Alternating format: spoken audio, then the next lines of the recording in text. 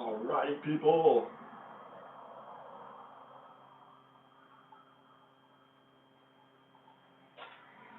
Let's get this shit going. Let's get this shit going. Let's get it. Let's get it. Let's get it. Let's get it. Get it going.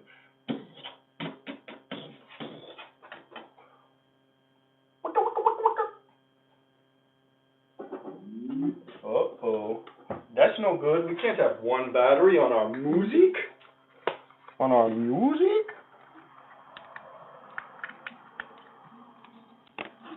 We gotta have a dance party. Alright. We can't have that. Ooh, thank you for being connected already. Thank you so much. Man, I need to get a cart going for this guy. It's gonna break my back. Alright.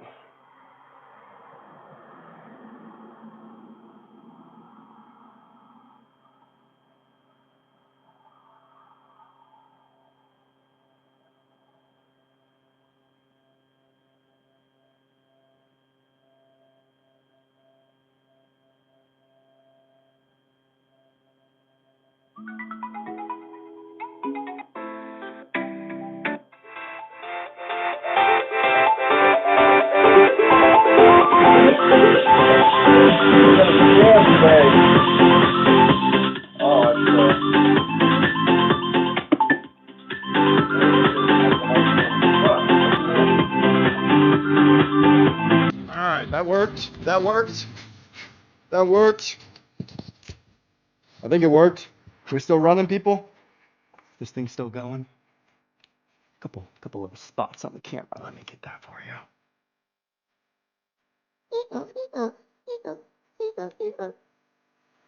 Is that better?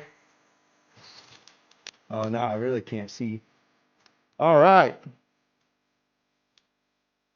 Let's go. So, got to try and pump yourself up some days, you know? That's what we're doing today. And today we are going to make some more cutting boards. So, step numero uno is to clean up those boards and get them ready for glues and things like that. So, we got this beautiful, well, it's ugly right now, a tiki time. And this shit is expensive as can be here in France. I went to the counter to pay for it because you load it into your trucks first here, and then you go up there to pay for it. And that's when I found out the price of this board. So for this teak, it was originally 6 foot. It's probably about 4.5, maybe 5 now. And it was 110 euros for this board, which is just nuts. And I bought 2 of them not knowing the price. So he told me that price. I kind of just like swallowed my pride. I said, yeah, sure, no problem. So here we are, turning these guys into those cutting boards. Step 1, use this obnoxiously loud planer that I need to build a base for because it's way too low, but it'll do, it'll do. So cover your ears, people. We're going to do this.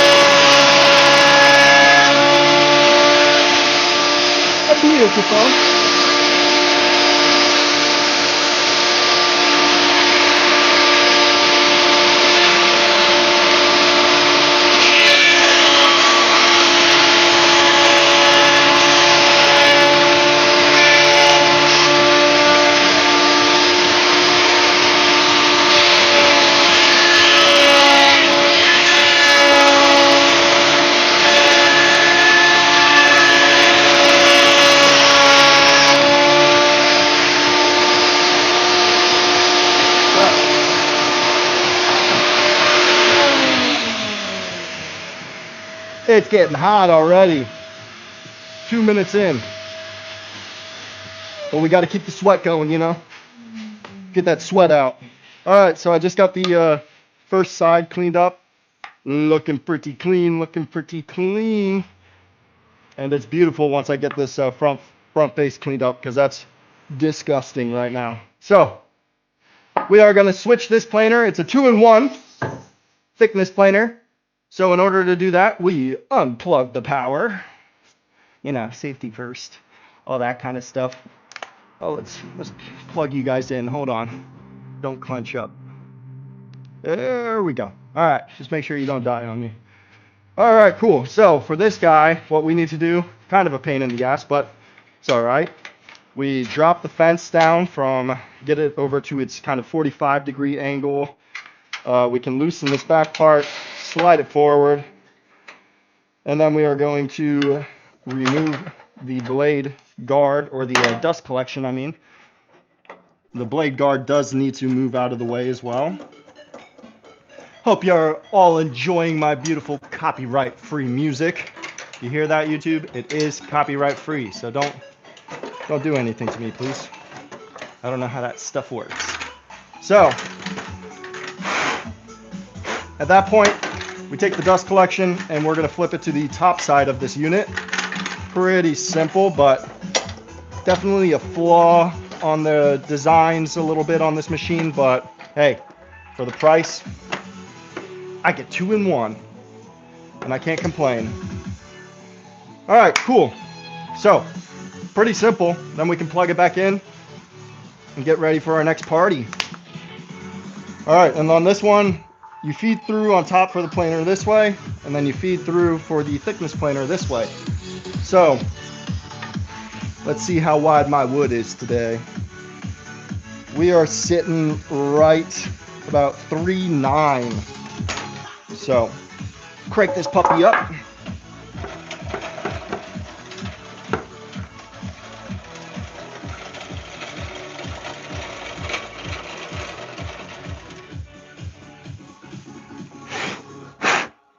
Awesome! Alright, now we want to feed this guy in downhill, down grain, if there is a down grain direction on this guy. Yes, I can see the grain is kind of lifting and going down this way, which means that I want to feed it through this way so that the planer is taking off uphill or downhill, you know, so it's not having to fight the grain and cause any tear out and stuff like that. So this is going to be the direction, and we're going to feed it through. Turn this bad boy on.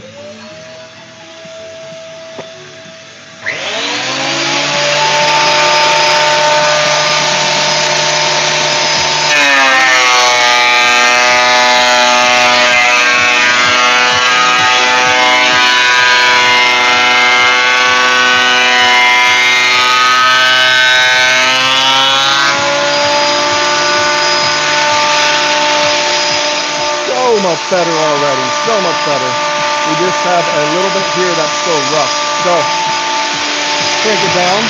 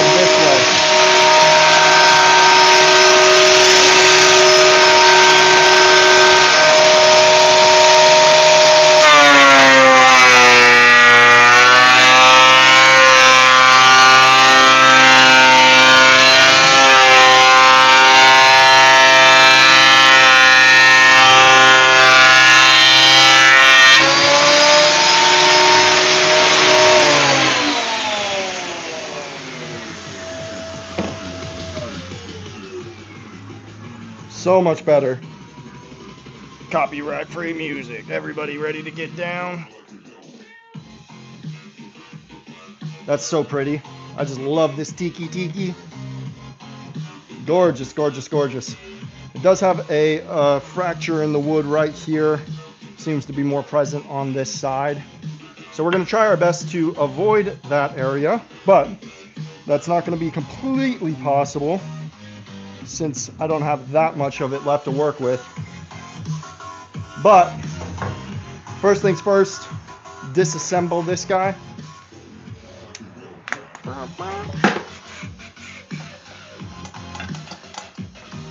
Actually, we can leave this top on. It doesn't bother me. We'll just do that, and we'll shove this guy in the back of the shop. Now, the game plan for this guy is to eventually build one of these guys for that, and it's going to sit in the middle with a jack that brings it up for when I need to use it. That way I have a good in-feed and out-feed table, as well as another work surface for me in the shop, instead of just having that guy on the ground. So, game plans just need time. All right, we're gonna move over to the table saw. So, cool, we're all set.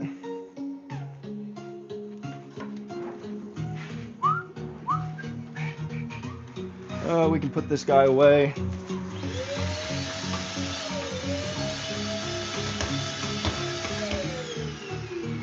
Make sure all that dusty, rusty stuff is up and away. Put her on back in her home.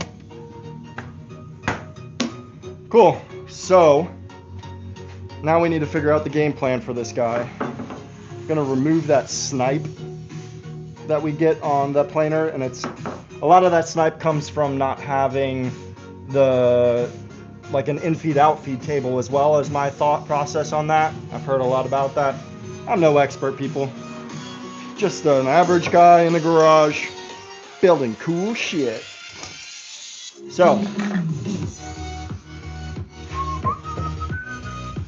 we are looking nice and flush. We'll take this guy.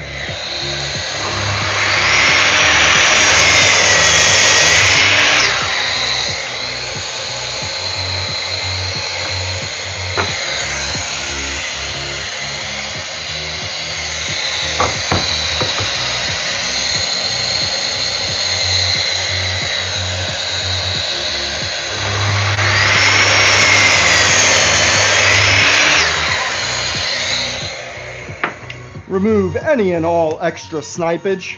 So, sometimes on planers you get that snipe, you know. You just gotta get rid of it, you know.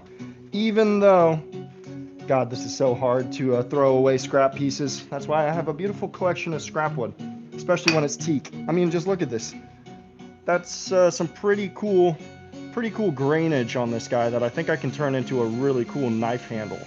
So, it's really hard, and then I just end up putting them all down there at the end.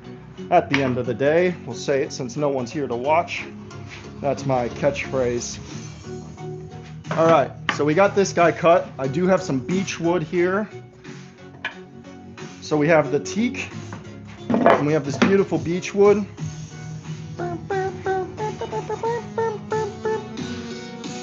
So what we're gonna wanna do is figure out a design. And I think for this one, I kind of want to try out doing one of those brick patterns. And I've never done that before, but can't be that hard, right? So, yeah, let's see. I know that I need like 2 of them at the same width as each other. And we're sitting right at 12.5. Hey, what's up, Matt? How's it going, dude? I am hot over here. Hot. So I'm going to work down this teak and beech into kind of a patterned cutting board. And then actually we will be jumping over to gluing up those knives. That glue finally came in, the epoxy, so we can start working on those after that. But right now it is hot, so let's see what we're doing here. I think I've got an idea that would work and allow me to save quite a bit of this in a sense of making sure that we have enough to go all the way around. So I'm doing good, man. Other than sweating because it's hot this week. I finally got the motivation to get my ass off the couch and get out here and try something different today. So you should bring some of that motivation with you to work, you know? Hopefully that helps. Get you pumped up. All right. So I think we're going to go with 6. It's going to be cutting it close, but I think I can get away with 6 centimeters because this piece is 12.23, so it's going to be just a little under 6. That way I can rip it completely. So we'll just set it right on 6 and hope for the best here, man.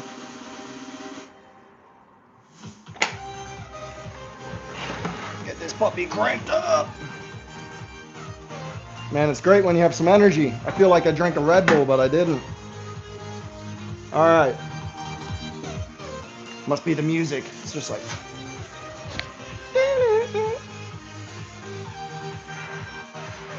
helps to plug my tools in, though. That might help. All right, let's rip this bad boy down.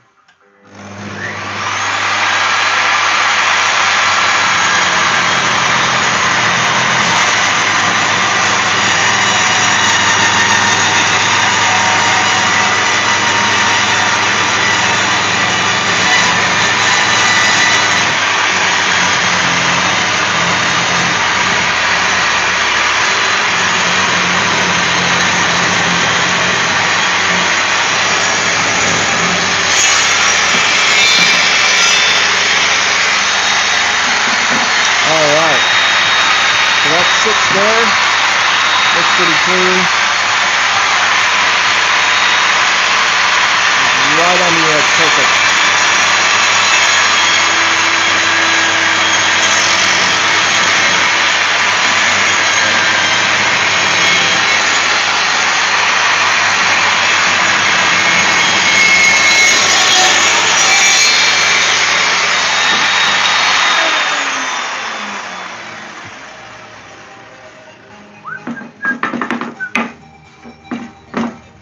Okay, so I think this guy's pretty close. Oh yeah, that's golden. So we're gonna be able to just rip this beech down. I mean, that's just shy. It's about 1 millimeter, if that, bigger than the teak wood is. So I'm gonna be able to take care of that in the planer, no problem later. That's awesome. Keeps me with the face grain, everything like that. Fuck yeah! Don't you love it when shit just works out? All right, blow this off.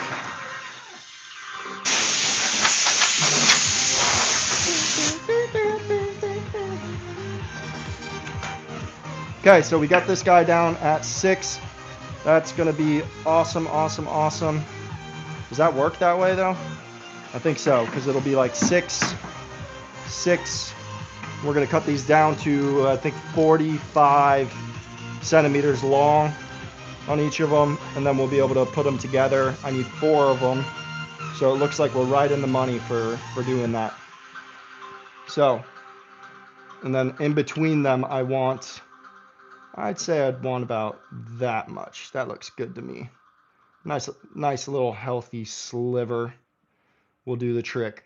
So let's measure that, see what that is, and then kind of go from there. So we're looking at about 6, 7. No, I don't know what that means, but Let's just go with 7. I think 7 is going to be a nice thickness for the brick and mortar kind of look. So let's move these guys off to the side. Set up our little mini rip jig.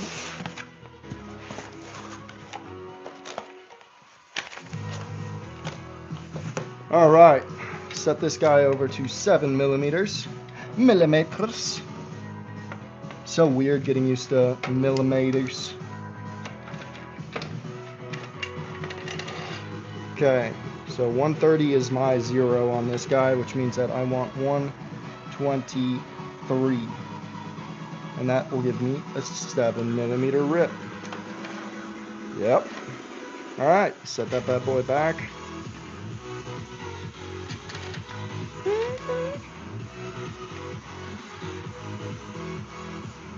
Awesome. All right, so we got some rips to do. Okay, this is my flat side. I'm gonna cut this little extra piece off to start. So first rip is just gonna be kind of a test rip, I guess, per se. And after that, we're gonna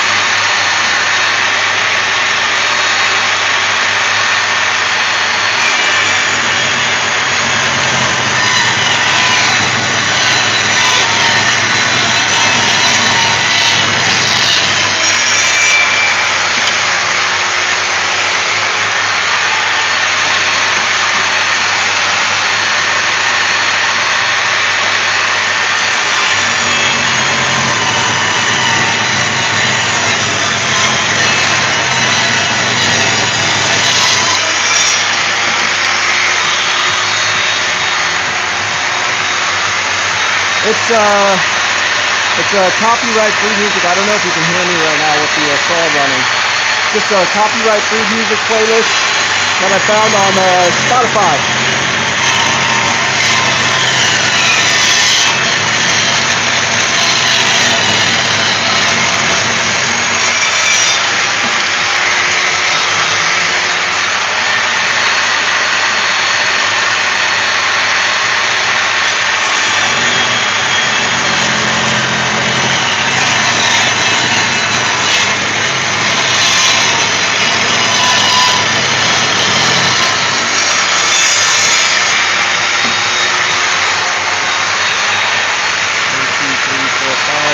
We'll do one more. One more for everybody out there.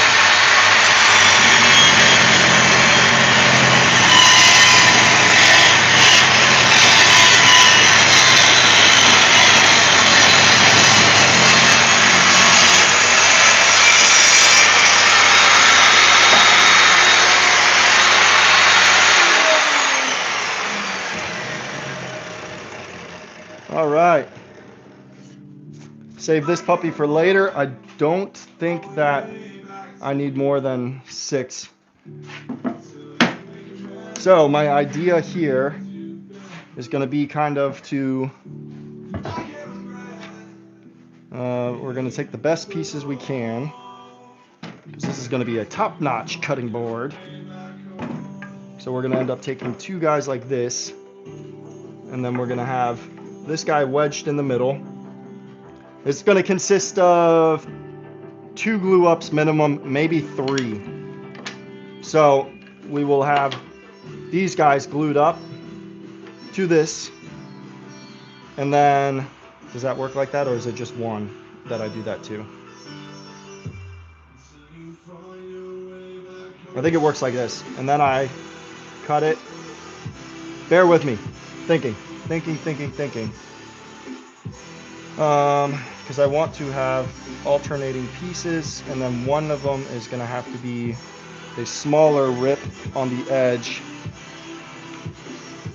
Because once I should cut these guys down actually. That'll be a good place to start.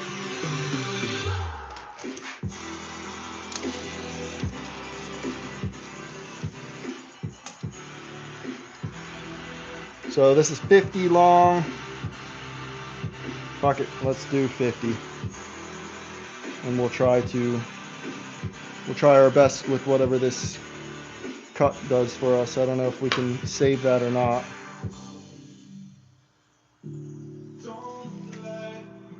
Or should I just go for we have to go for 50 just in case there's snipe on the board. It would be smart to overshoot. And with this expensive wood, it's better to just do that. So these just need to be roughly 50. I know that these pieces are 50, so that's a good way to just measure from it.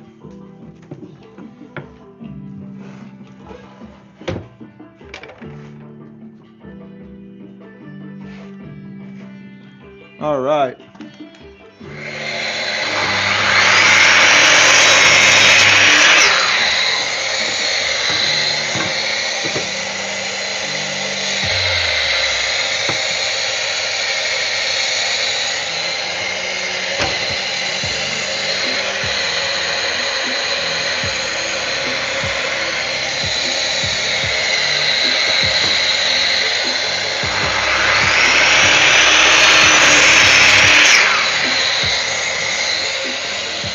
Yeah, we should be good with that. I can always repair it with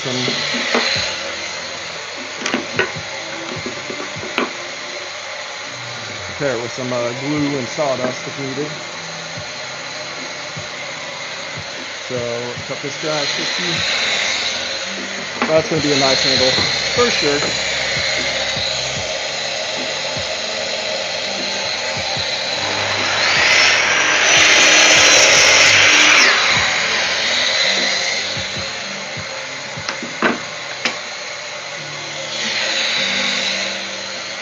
So, and then I think, let's see.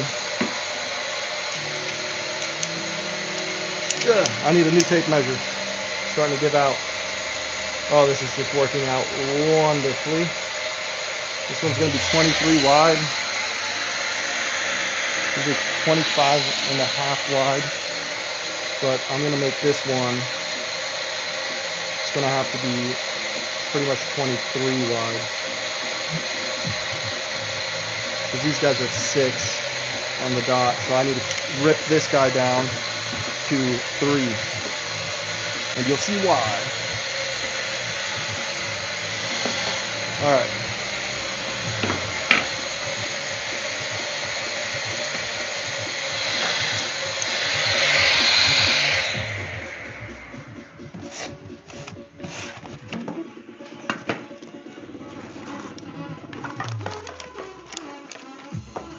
Having a freaking party over here, man.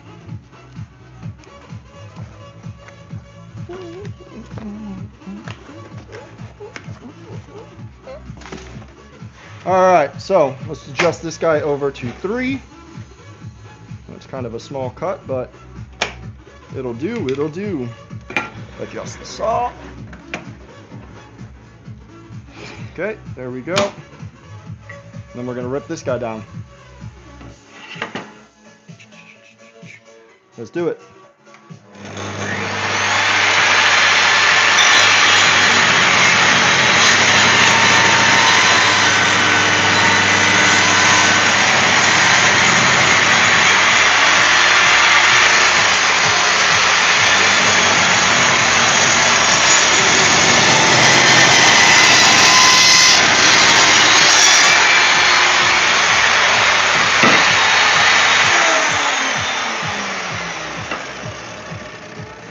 Okay, so this guy's just a little shy of 3. That's going to be just fine. Okay, here's what we're thinking so far. And I think that works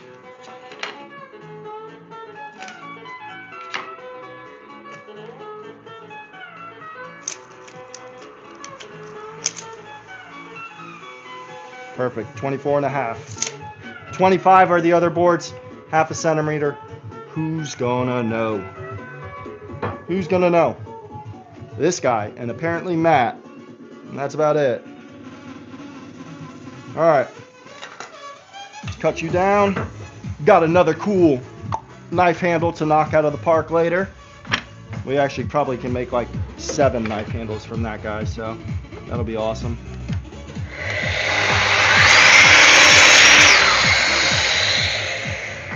Make that 8 or 9. Alright. This guy's going to go in here like that.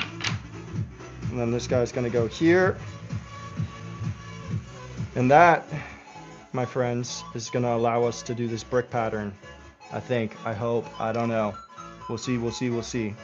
I am not an expert on this stuff, but I think that's what allows me to flip them and get that brick pattern. I don't think that I need these pieces at the end yet.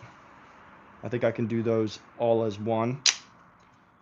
And it'll just be these guys to get that brick pattern. Pretty positive, pretty positive. We're gonna find out. But it should be that once I cut this guy, you know, down to the size that I want those bricks to be,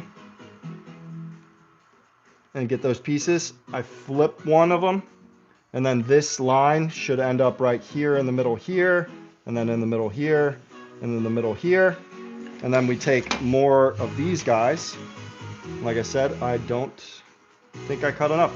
I probably need a few more of these guys, because that one is out. So yeah, I probably need 1, because I think I can make 2 out of each one. 2, so I need 1, 2, so 1 more, 3 more, 4 more, 5 to be safe, but 4 more for sure.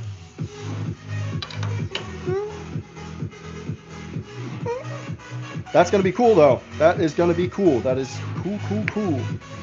So I'll probably give these just a light sand real quick, just to make sure there's no high edges. That way when I go to glue up, I really get a nice glue up on these guys. If I was a professional, I would have ran them through the planer one more time, but, well, I'm not, guys. So let's get that rip jig back out. And we'll do that. We'll rip the beach that I need just to get that done with.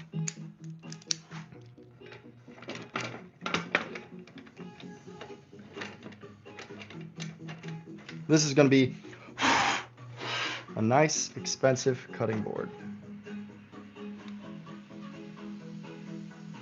123 on the dot. That's where we want this guy. That's what we did last time. Set it up.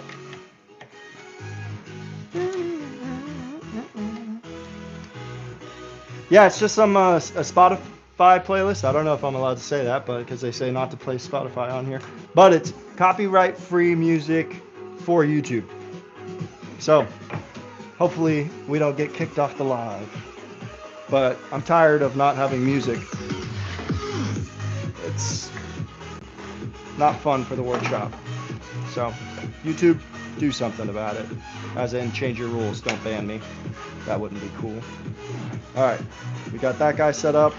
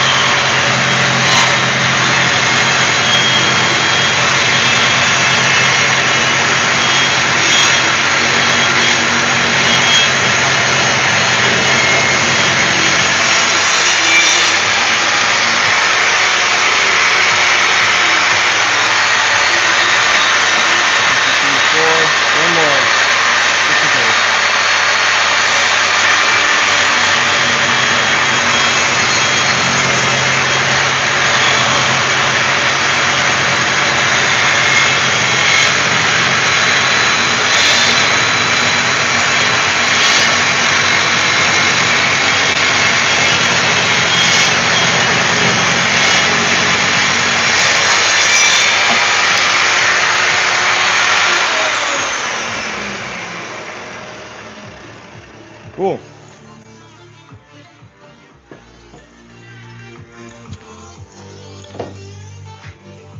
So now we've got a bunch of these strips. That's nice. I should make sure that they're the same size. Perfect. This thing is awesome.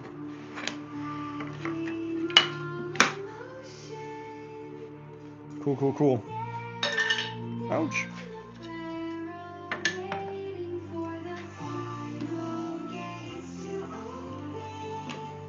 We'll give them each a light, quick sand. Like I said, just to make sure any high spots are kind of gone. I'm not going to hit them hard.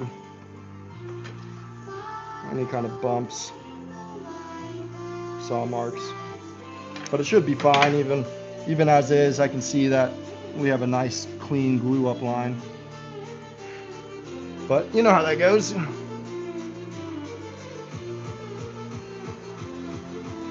And then I think at the end, I'm going to border the whole thing with the beach. That might be the move.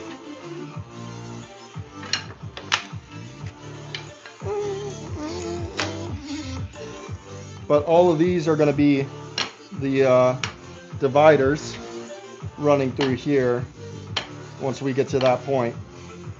And I believe that we are definitely long enough. Yeah, even with my eye. I trust my eyes.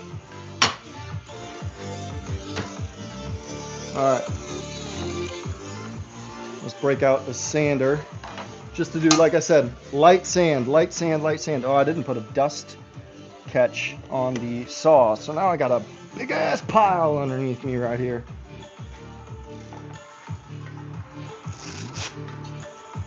So this is 320. We're just going to hit it with a 120 real quick. Get a nice light sand. Nice light sand.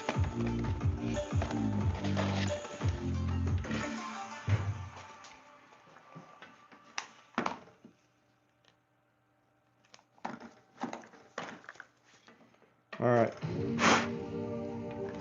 We can put Mr. Rippy away. He's done his job for the day.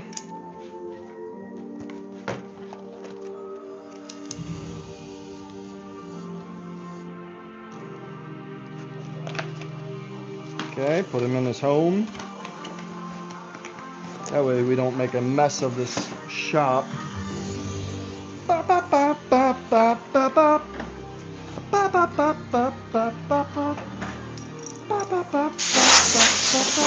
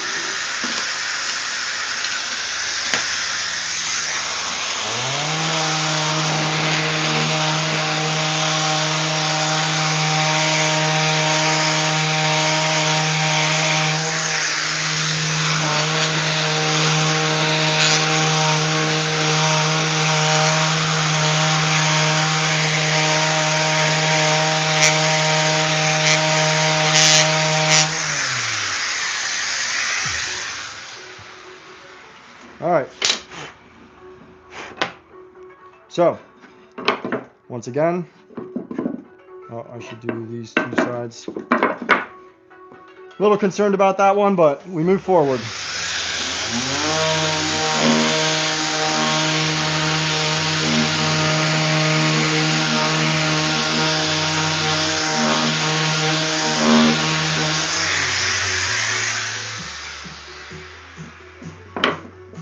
Because it does have a crack in it. Try and get some cool grain configuration. That looks nice. That's the way it went.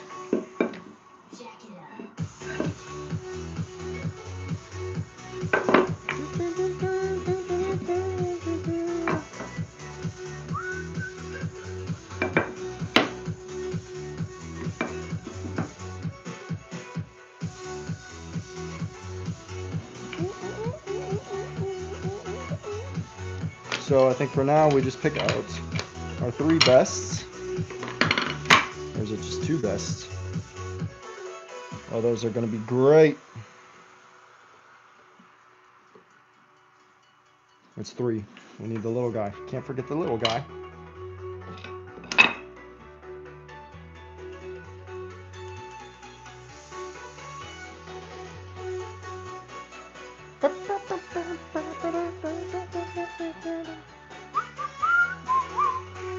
That's going to be sick. I'm going to boom, boom, boom, boom, brick it up. These are all the same, right? Yeah. Wow, perfect. Sometimes I amaze myself.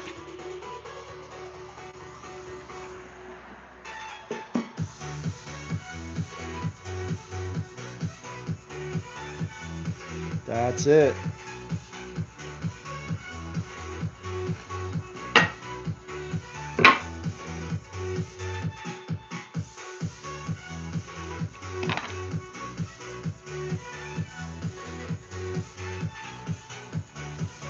Okay, so I can prep for glue.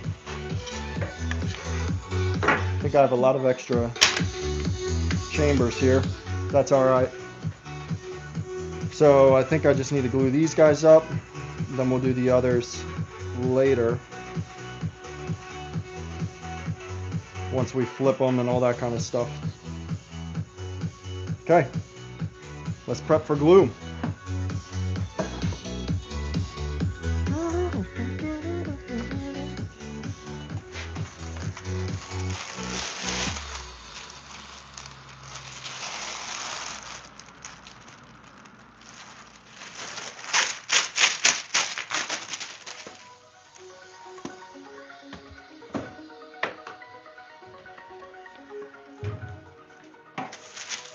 What is up, everybody? What is up? What is up?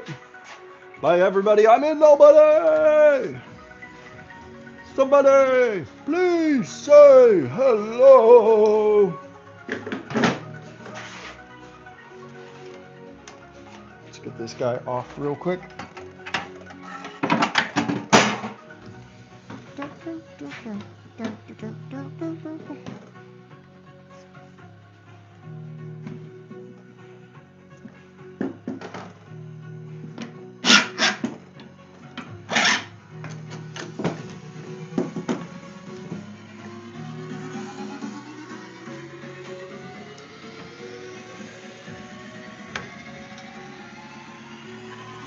Get our 3rd clamp ready for the side. We might use 4 clamps here because we have them. So,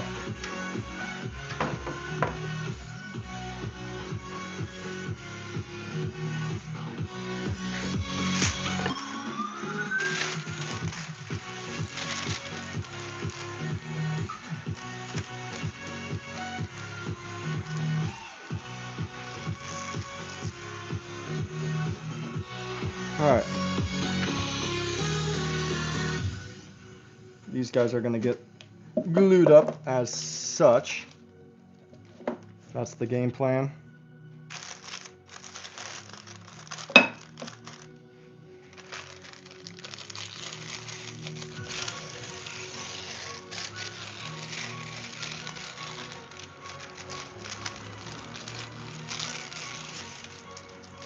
there's not too much.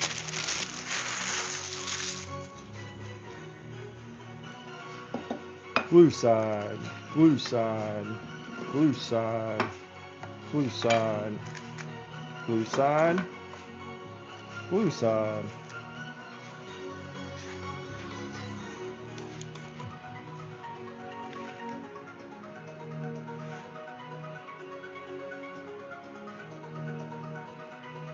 And why not?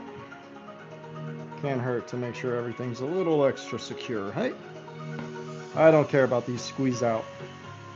I am much firmer in believing waste a little glue than, oh shit, I didn't have enough. So, let's waste a little glue, shall we?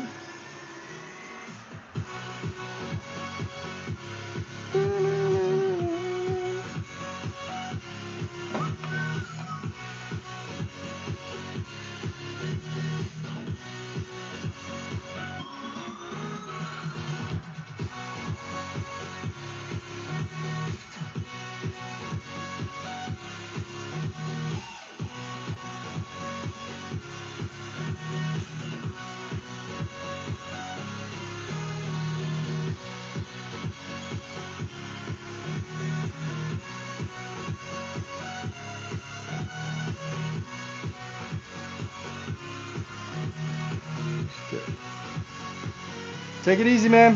Have a good day at work.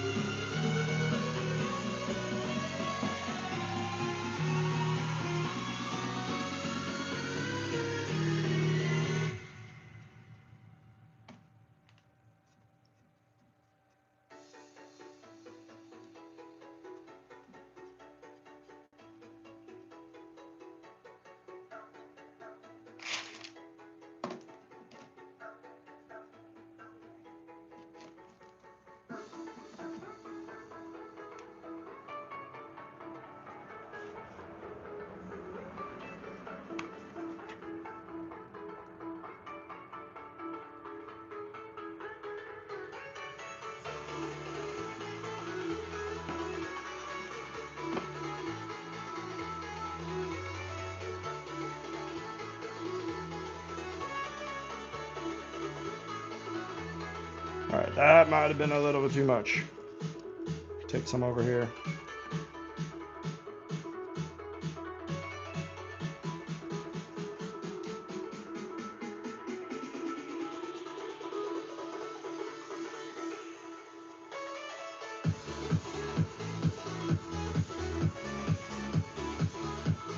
Yeah, that was a little too much on that.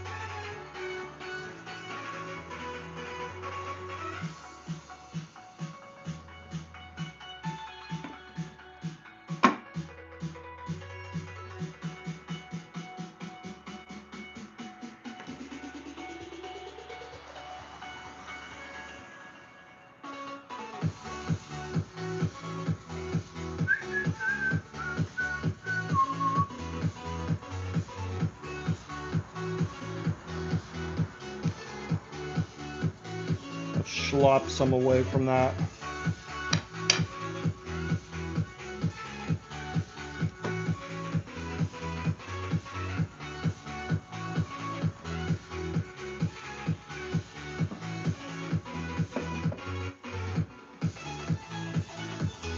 Ooh, I need a rag.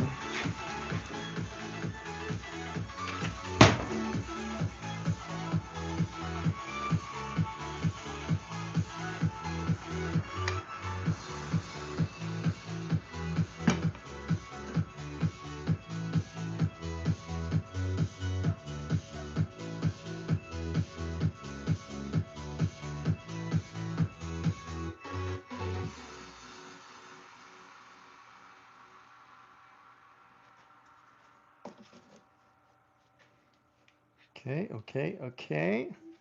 One last piece, people.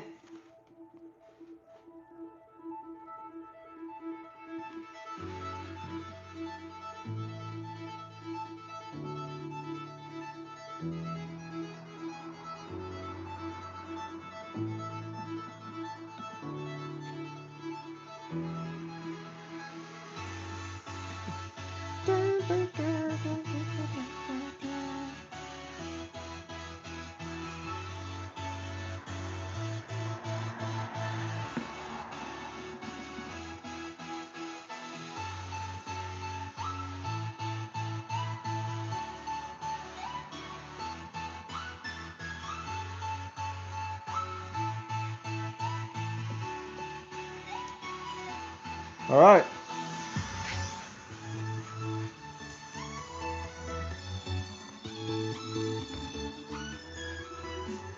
There we have it, people.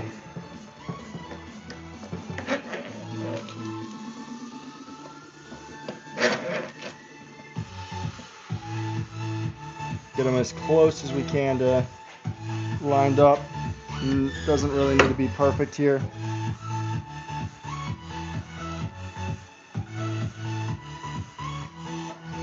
Just helps with keeping less waste. That's all. But we are going to cut this guy flush on both sides before we proceed with anything.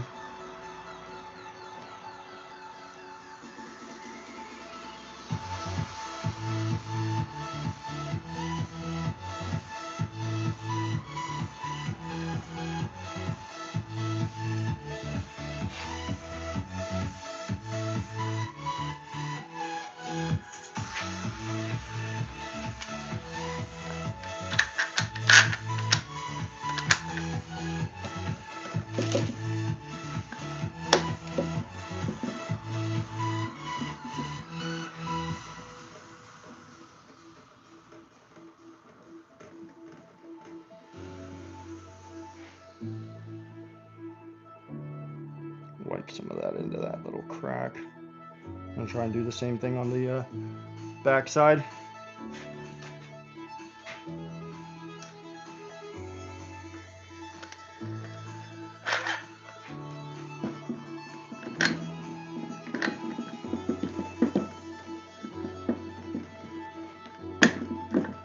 Come on.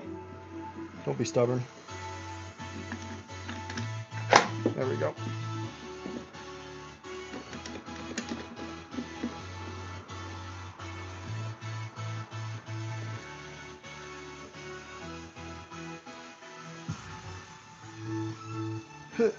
All right, people. We've got these guys in the clamps. Nice even pressure everywhere on this puppy. So at this point, like I said, I'm going to make sure that the where is that crack? Is it just on the front?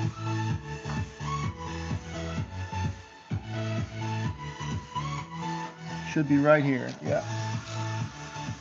We're going to try and fill that little void in.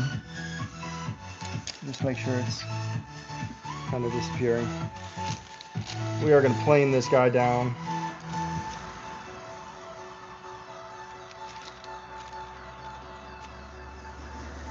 We're going to leave all that glue. I'd rather clean up drips than smears.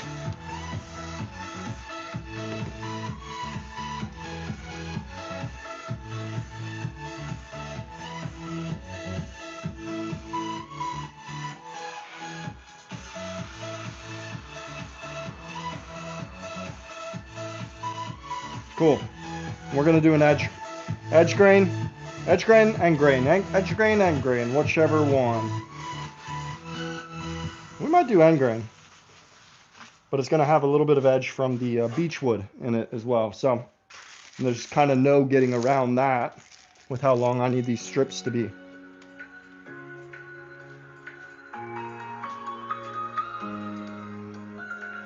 Okay, little cum rag. All right, people, should we move on to the knives?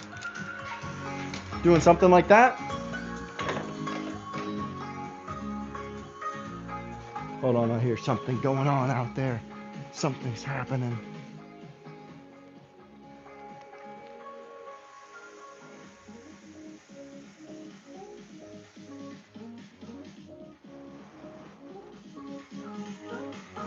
Nothing was happening. All right.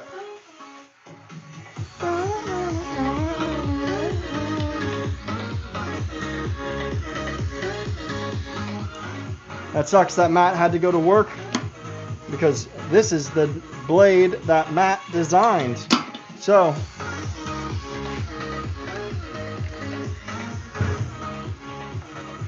we are gonna get these guys going.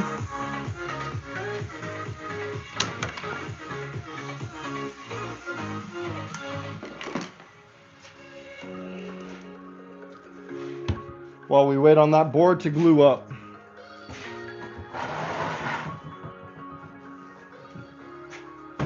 Man, I need more clamps. I could use 4 more of those guys actually, but that would be $200 more, I think, for those guys. I think it was 200 or at least 100. Forget if they were 50. No, it was, yeah, somewhere around that. Clamps are expensive. All right, let's see. Maybe we get you guys a better view. How's it looking? We can bring you guys in a little bit. Can't hurt. How is everyone? Okay, so we'll do Matt Cleveland's knife. Got those 2 clamps ready.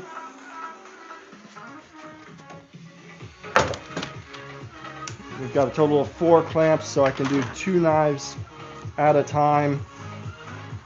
And this stuff takes about an hour to really set up good to where we can take the clamps off. So, how is everyone? What's everyone up to today? Scrolling around on YouTube, looking for entertainment? Well, you've come to the wrong place, my friends. All right, we are gonna ignore these holes because we are gonna end up drilling our own later for pins. And I'm not concerned about going through metal. We can do that. All right. This kit came with a bunch of useless stuff, like always, but it also came with useful stuff, like this cool little silicone cup that we're going to be using to mix our epoxy in. Thought that was pretty cool. So, first things first, let's get that acetone, gotcha, out and clean these guys off of oil. We cannot have oil on them.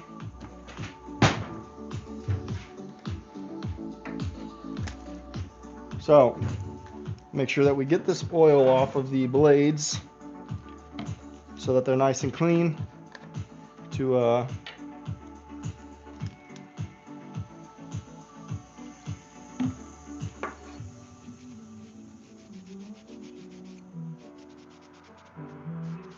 really take on that epoxy.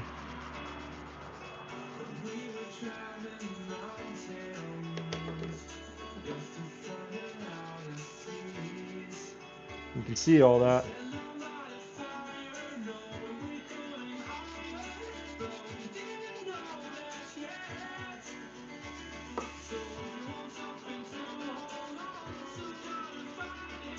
So make sure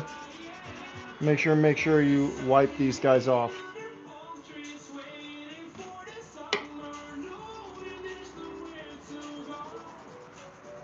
And get those stickers off there.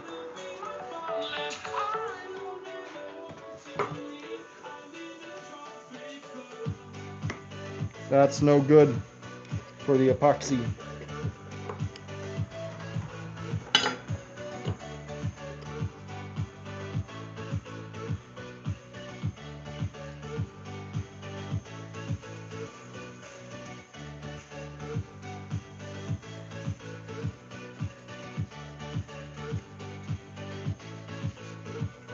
All right,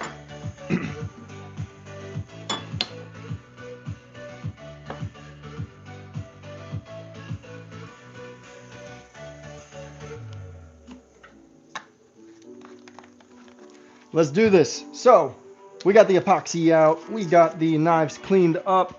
We're gonna take a swig of some vodka. Just kidding, it's water.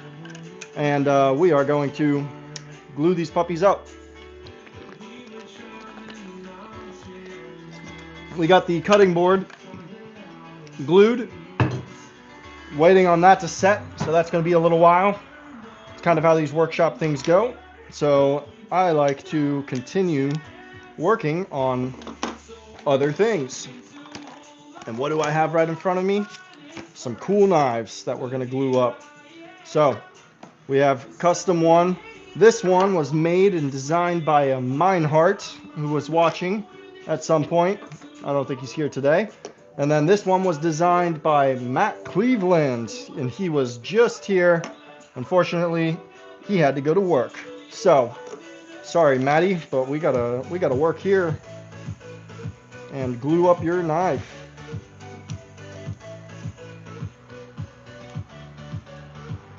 We're gonna mix up some epoxy in here, just a little at a time, people.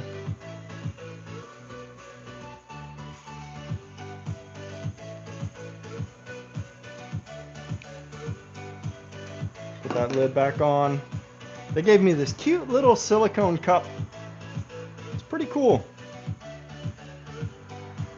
I like it because it's going to be reusable.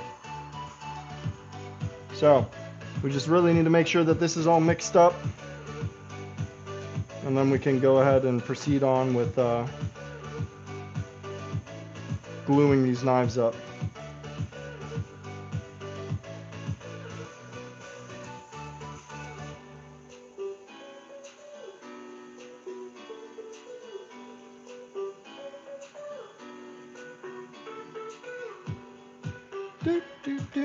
Okay, let's get that little, I had a little sheet out. I threw it away.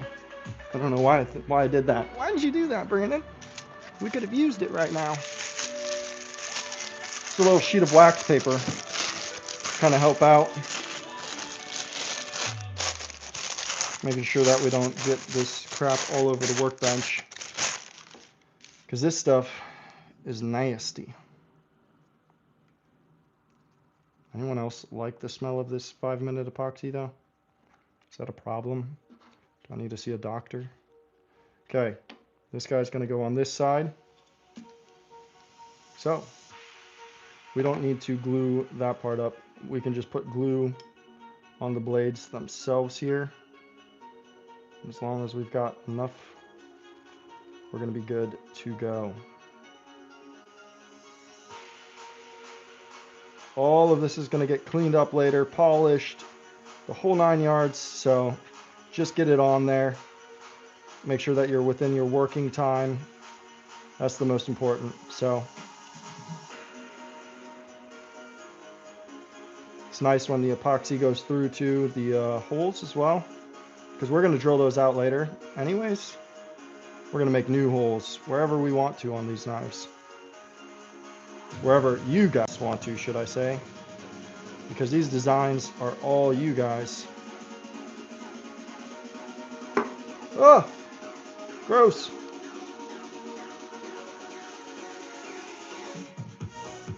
Okay. We don't have much time here, so we just kind of have to place them in to position. This guy doesn't know what he's doing. He's not ready for anything. Well, I'll tell you what. You're right. I don't know what I'm doing. But we're going to make it work.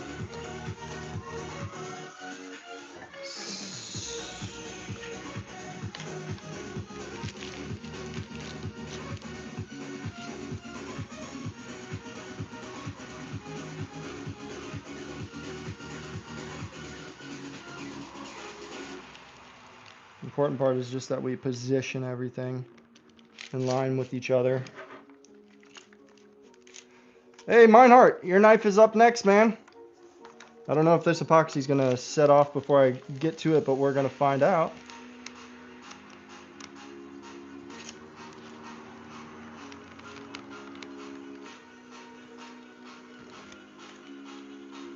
Make sure everything's right where we want it. Looks lined up. And squeeze.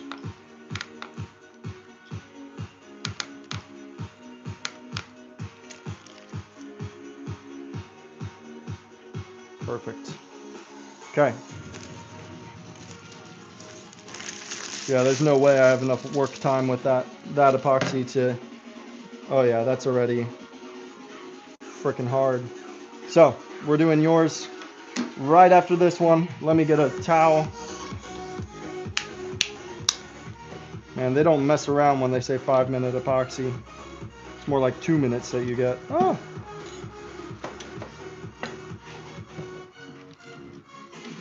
Alright, well, that's staying exactly where it's at. And the epoxy is going to have to be cleaned off later. Maybe I can get the front though, because that's the only important part. Yeah, perfect.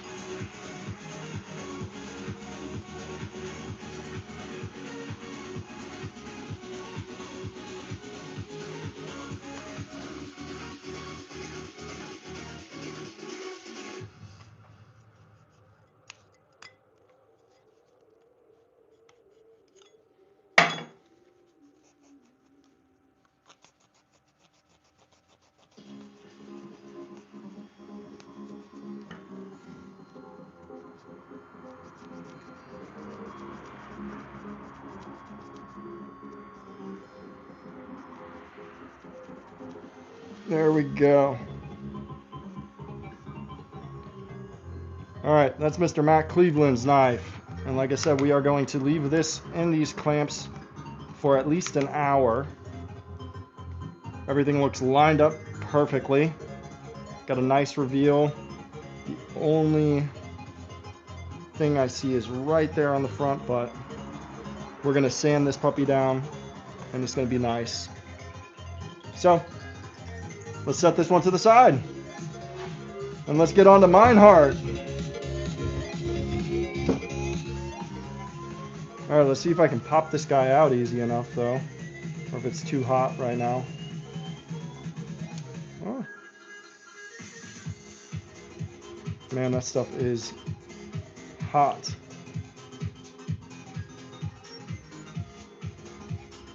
That's cool though. I love epoxy. It's like a little nugget of bubbles. That's weird to see. You can see how hot it gets. This 5-minute epoxy just like turns yellow from the heat. Probably shouldn't put that in the trash can just yet. Alright. See if we can't clean this cup out just a little bit. Silicone cups for the win. That is awesome. I do not want anything going into Meinhardt's knife that's not supposed to belong there. Alright. And this stuff set off so quickly. I already cleaned your blade, so I don't want to touch it as much. We are going to take a little bit of tape and protect your guard here.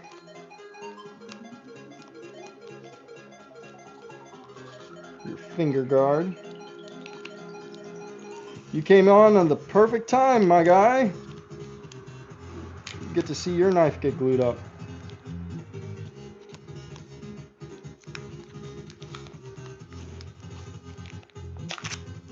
All right. So that is protected.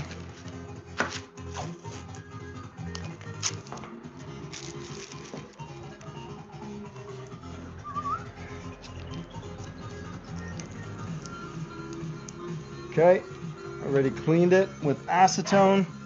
Make sure that's good. Wood's good to go.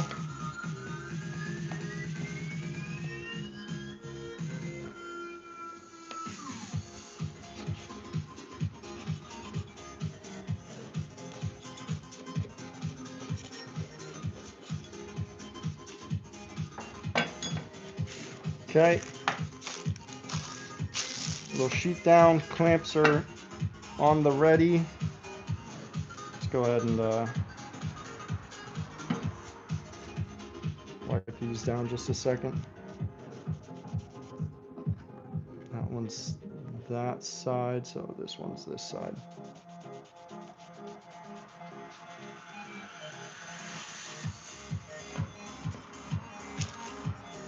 Okay.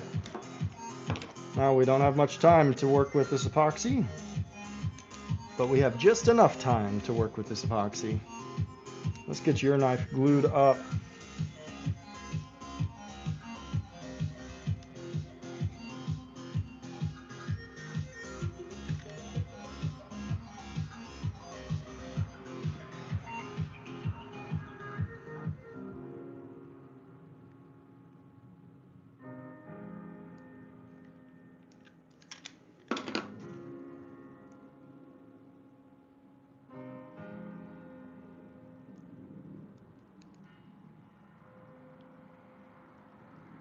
The stuff sets up so much quicker than 5 minutes. They tell you you have time. You don't have time. They're a bunch of liars, all these companies.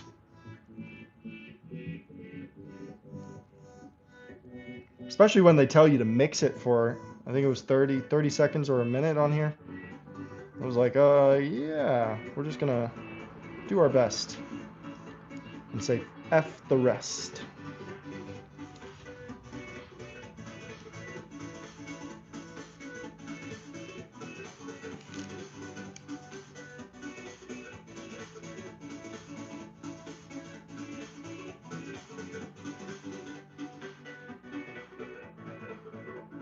Okay, we got epoxy on this side. This is where the time crunch starts to happen.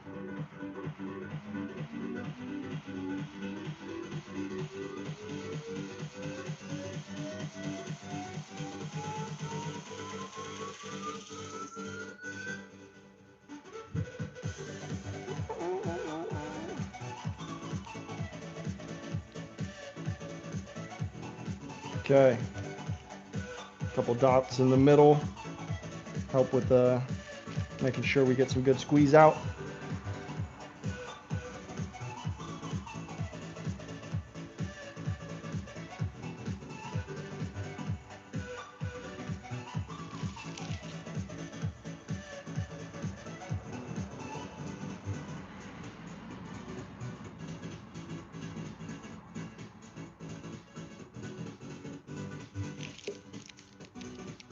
Oh, come on. I gotta get these clamps on. I'm having a lot of sliding.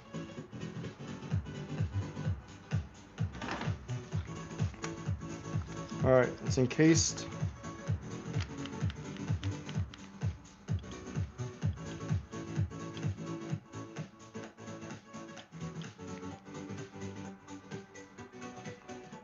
Looking good. Looking good. Okay, put some pressure on that.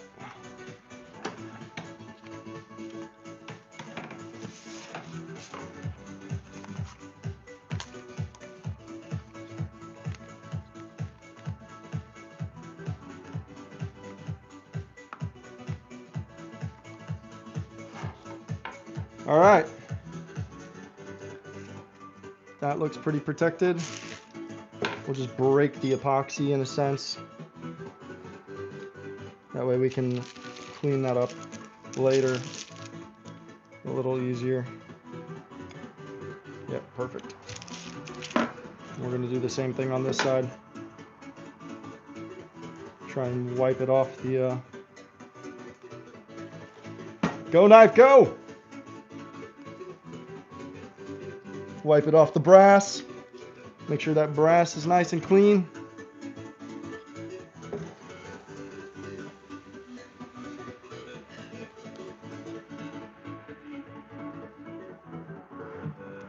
My fingers are sticky. But the brass is good. Okay. Same thing.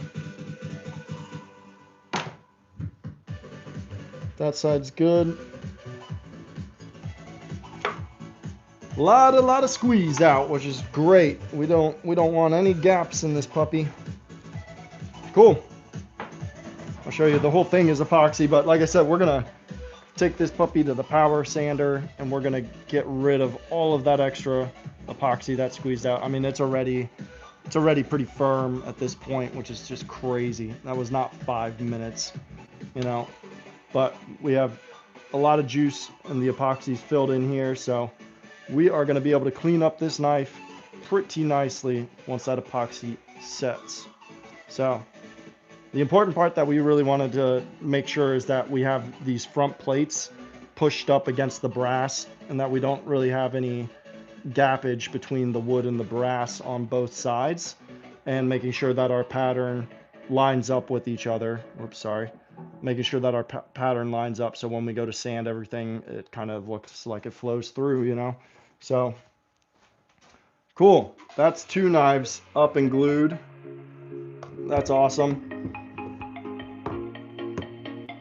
Boom, boom. And we got that cutting board glued. We are on a frickin' roll today, people.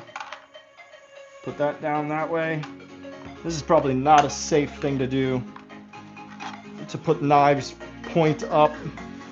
Let's put them on the power planer because we're not using that right now. That seems a little safer. All right.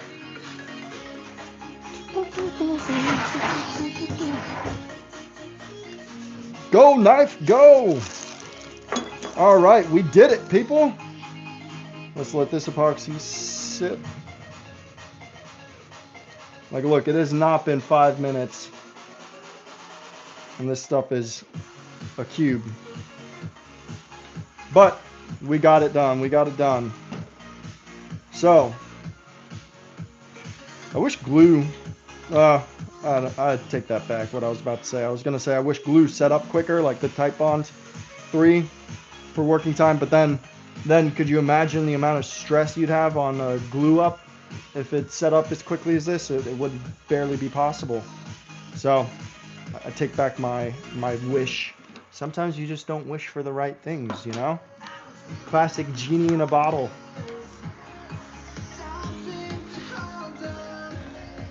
Alright, so my clamps are soaked up between the 4 on the cutting board that we put together this morning and the 4 for the knives. We are cutting boarded and knifed up. I still have 1, 2, 3, 4, 5 more knives to go. 5 more knives to go.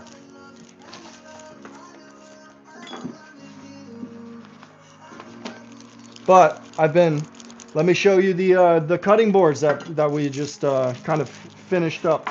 I'm waiting on the legs, the feet, whatever you want to call them, to come in from Amazon. They should be here by next week. And then I'm going to post a video. It's just a basic cutting board, you know. There's nothing fancy.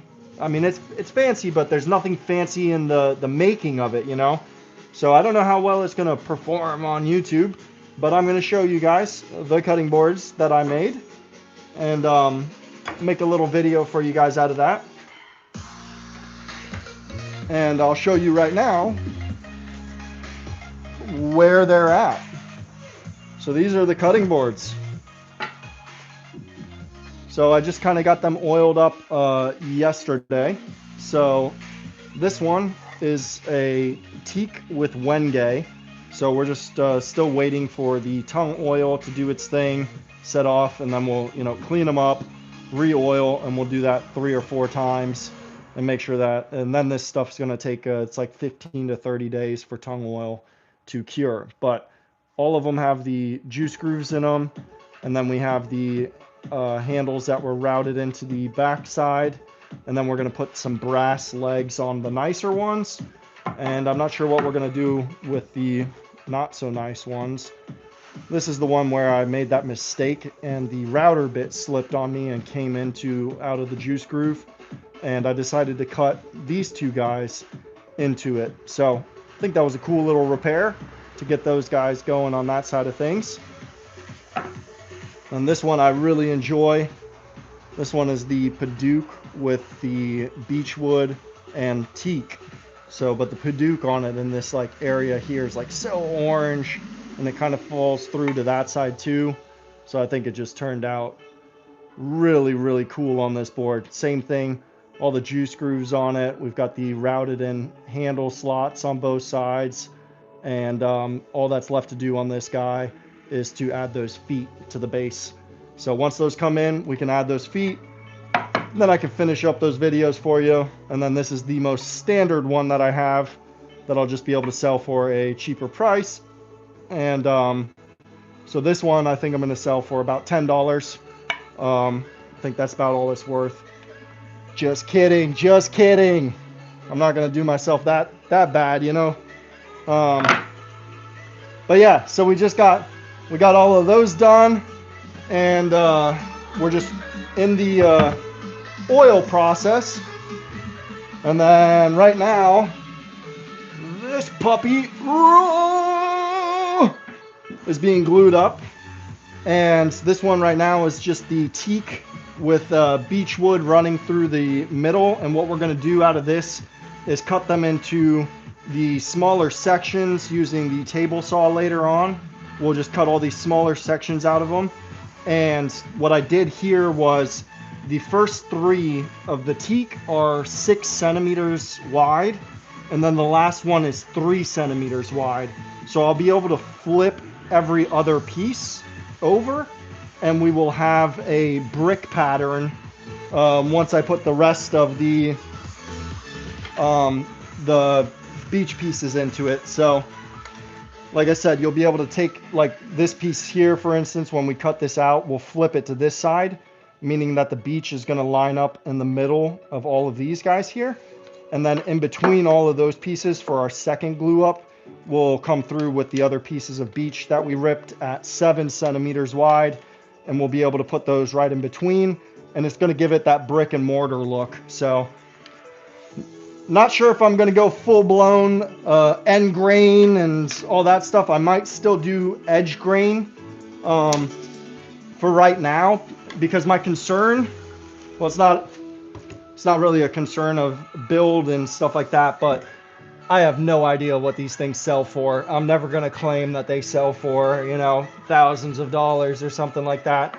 I have yet to go to the market to find out if they are even going to sell in this area. So I don't want to put loads and loads and loads of work into these guys if they're not going to sell. But if I go to that market and I sell my first 8 cutting boards, you bet your ass we're going to make some sick ass cutting boards. So for right now, it might be edge grain.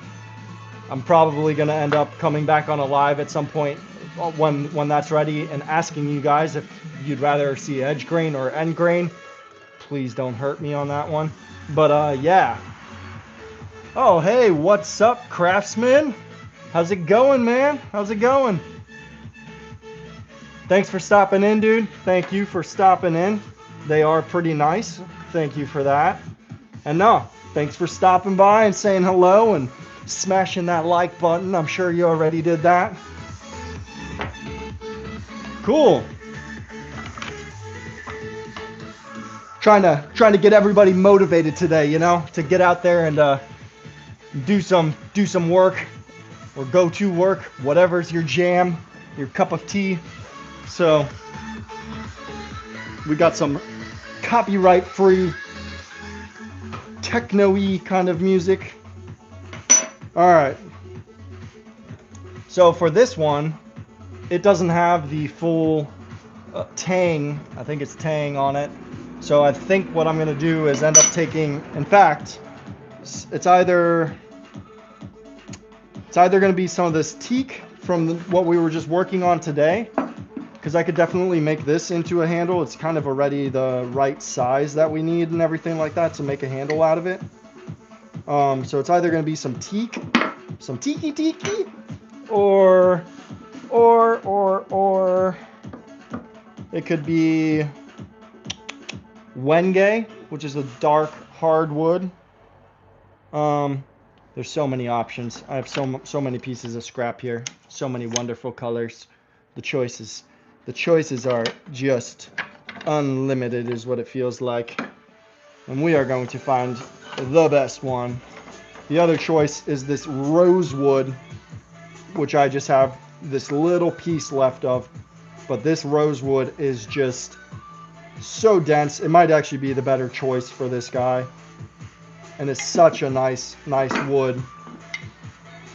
But it's just barely too... I mean, it wouldn't matter if that tang stuck out. Or I can cut this guy real quick and glue two together somehow or something like that to make it work.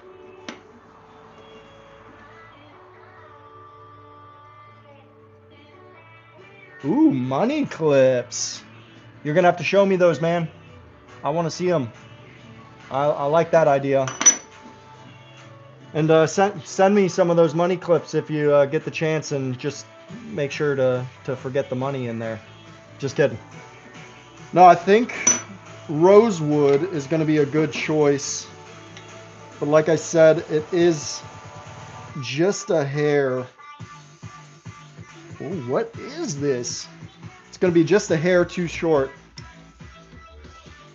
as you can see here. So when I hold it up to the blade edge right here, I'll do it this way for you guys. It is going to be landing just a hair short. So I don't know if it's going to be better for me to extend this guy by gluing two pieces together to make this one work. I wish that they sold this knife with the full tang like all the other blades. If you guys don't know, if you don't know what a full tang blade is, this is an example. So you can see here on this blade, it's got the full tang, meaning that the back has, you know, I don't know, all that tang. But this one just has this little piece. I don't like that, but I really like that it has the gut hook for hunting. So it is what it is kind of situation. I'm not sure if I'll buy this one again, but we'll see. You always say that in these projects. You're like, yeah, I don't like it. Then you make it, and this could be my favorite knife just because of the fact that at the end of the project, it won't have any metal showing. It'll be solid wood if I choose to, you know, make a design or something like that. Whatever I do, it's going to be wood showing and no metal, which is always cool. So we'll see on that. I wonder if this epoxy does say something. It's got to say something about how long to keep it clamped for. Mixing stick 30 seconds. Start bonding, joining, welding. Operational time is about 1 to 2 minutes. Let's stand for 24 hours. They do not say anything about clamping time on this bad boy, but they do say 1 hour cured, 24 hours fully cured. So I know now at this point, do not start the sanding process until it's fully cured, because you'll heat up that epoxy right now really quickly, and it'll start to allow the handles to pop off of that blade. So don't do that. Lesson learned on that. Meinhardt, I am not sure if I showed you though the other ones that we had so far. So this was one of the viewers. So I've been asking all of you guys to create your own knives. You know, you tell me what wood you want to see incorporated in the knives, and I think 7 or 8 of you guys have already selected knives that I have over there to be glued up and made. So this one was selected by a Mr. Zimmerman in Cincinnati, Ohio. This little pin being down here drives me nuts, but that's where the location of the hole was on the tang. But it's kind of grown on me, and I think it looks kind of cool now at this point when I look at it, you know, because it's different. You would expect it to be in the middle, but then here he is in the middle of the wood. And might drive some of you crazy like it did me at first, but promise you, if you were holding this knife in your hand, you'd be like, yeah, all right, that's cool, I'll live with it. So, and then this one was created by a Mr. Jack, and he wanted to go with a Wenge and beechwood running through it, and then he chose these alternating colors for the tabs. So we put Wenge over here for the pin and beech wood in the middle there. And this is a really cool knife as well. It's more of a long, I don't even know, just like alligator hunting kind of knife. Super cool, super cool. So, knives, knives, knives. We've got those. And then I think that we are also going to, and I might actually do that right now, kind of change directions. Meinhardt, do you think I should take that cutting board? The only thing that's kind of stopping me from doing that as an end grain cutting board is there's a couple things. I really don't want to send it through my planer because my planer is not the best in the world. So I'm kind of hesitant about that afterwards, sending it through the planer, being end grain. And the other thing that I'm not sure about is this. So when if I were to go with end grain here, right? Let me see, make sure it's on the camera. So if I were to display end grain for you guys on that cutting board, then when I go to run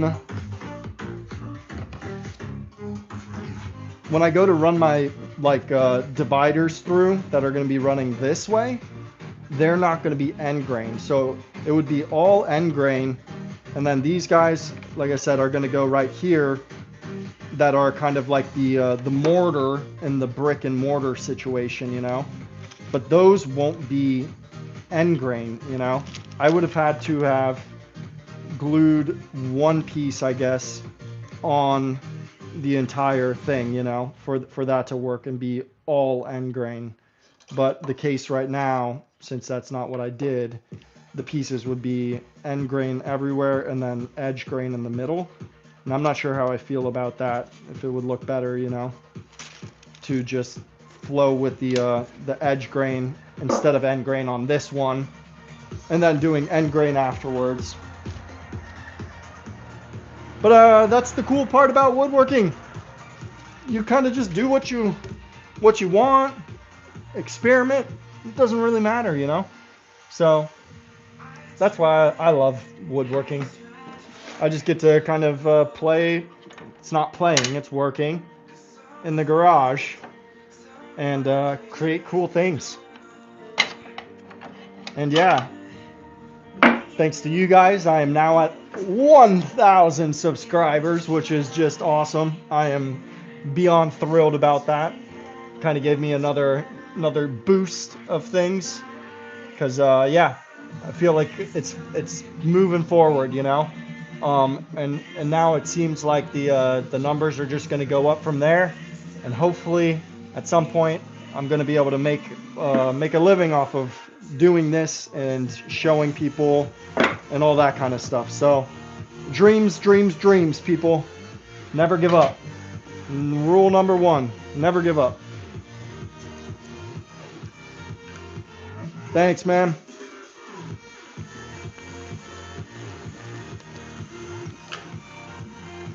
Dude, I liked your video with the UFO. Great spin on it, dude.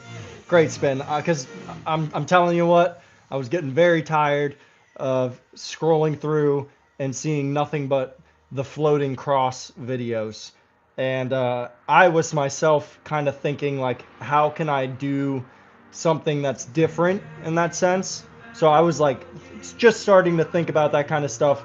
And then I saw your video be posted of the UFO, and I was like, that's genius, man. So nice thinking out of the box on that one. If you guys haven't seen it, go check out the Rare Craftsman. Here, I think I can make you a moderator real quick, and then I think you can tag your channel for all 4 viewers. Let's add you.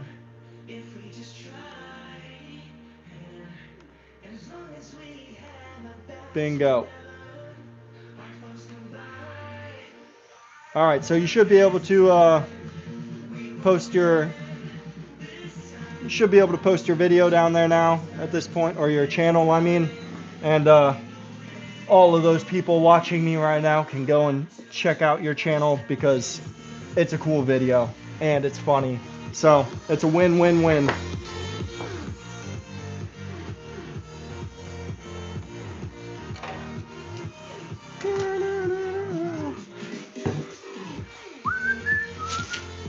All right, let's get this a little organized so my brain can work.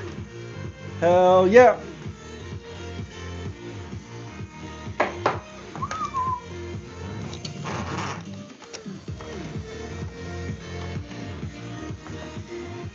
All right.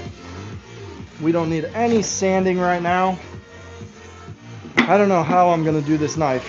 I don't know. But maybe at this point, that epoxy's got to be pretty okay on some of those knives because that stuff sets up pretty fast.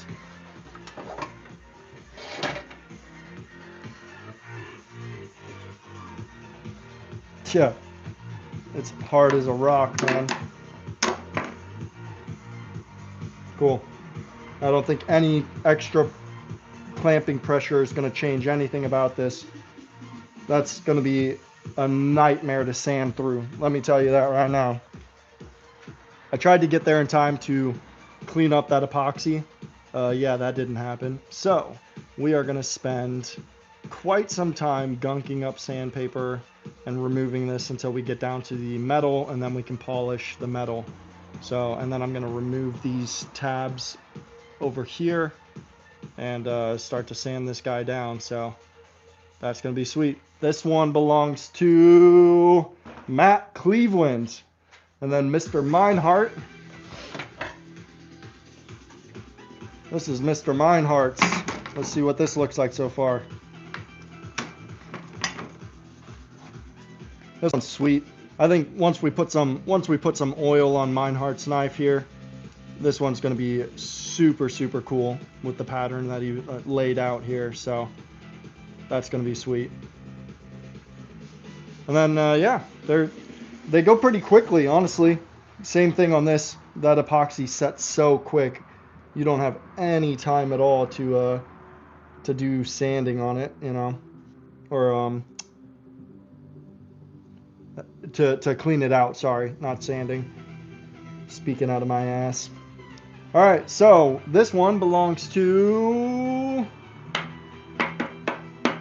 She is, yes. She is. It's going to be super nice once I ordered some more. Oh, beware of the Amazon thieves, my friends.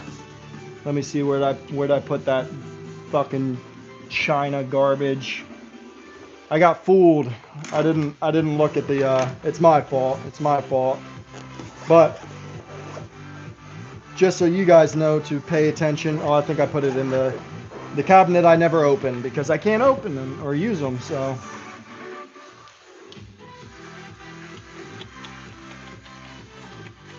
Where did I put you? Ah, even more. Yep. So, everybody who has a Dremel knows that these guys are life-saving pieces of sandpaper, right? But this kit is garbage, so be careful on Amazon when you order them. First of all, it says that it's Dremel compatible. Yeah, I don't know what Dremel they're talking about, but it's not Dremel because the diameter on these metal pieces is too small for your Dremel, so you can't even fit it into your Dremel. And then on top of that, these pieces of sandpaper are 7 millimeters wide, and the other ones I believe are between 13 and 15 or something like that. So yeah, this is what you get for trying to be cheap. You get a box full of sandpaper that you can't use and you can't return because it's going to cost you more to return it than it was frickin' worth. So if anybody has a use for this and wants it, it's all yours because I don't want it. I ordered other sandpaper the right size, and it'll be here tomorrow, and then we can sand and get that going. But that stuff, garbage, useless to me. Dude, Cool. I am excited that these two knives are glued up, ready to go. That means that we can move on to, we'll just glue up this one real quick. This one belongs to Not Your Average Woodworkings. And we'll get this glued up. On this one, I got to be a little bit more cautious, so I'm going to get out some tape and make sure it's all in the right spots. Because this one does not have the collar up front, so I just really need to make sure that, one, the wood is lined up in that exact area that we want it, and that I'm not getting epoxy in front of that, because that's going to be my knife blade. So we don't want epoxy there.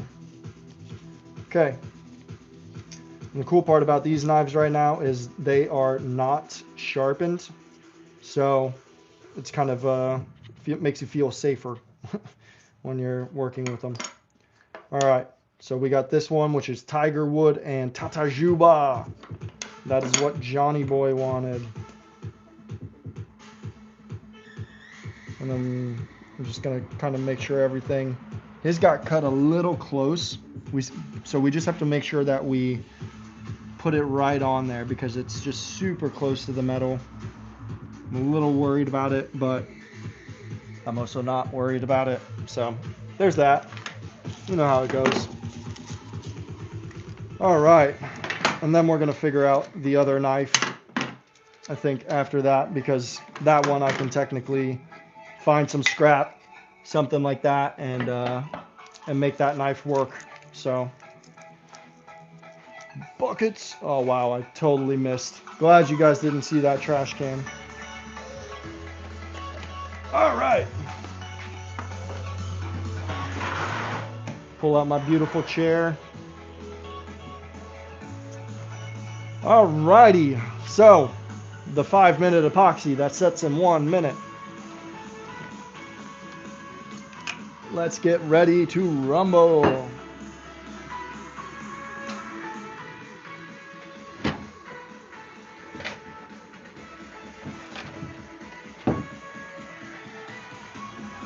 And then we've got to think of some other cool ideas. I want to do some other things as well.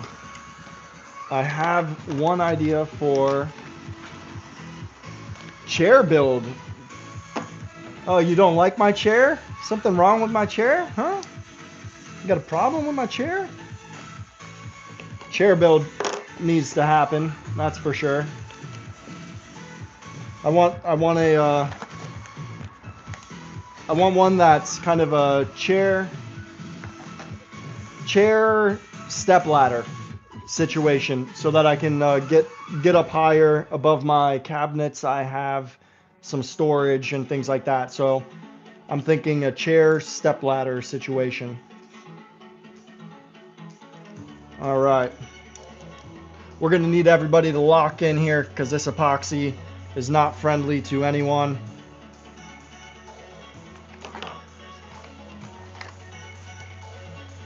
Oh no, I opened the wrong one. That's not the one we need. Okay, lock in, everyone. Let's do it. Let's get Not Your Average Woodworking's knife built. Oh, great. The blue tip cap just got stuck in there. Not a good start. Not a good start. We said lock in, people. There we go. There we go. Okay.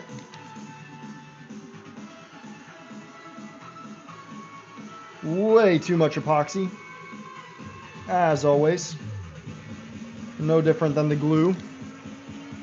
Let's shove this guy back in here and never get it out again. Guarantee you that.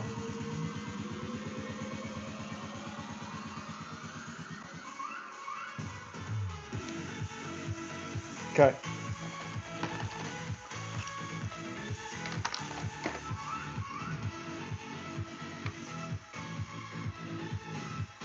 Right. It looks pretty planter friendly.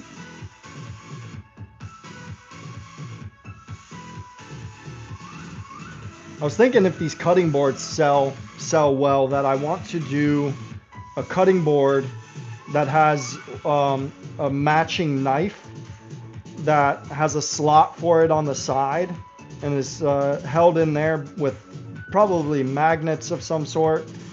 That way you can kind of reach on the side and just pull out the knife. So if these cutting boards sell well, if they don't sell at all, I don't know if I'm going to make that project. We'll see. But I really need to start selling some stuff.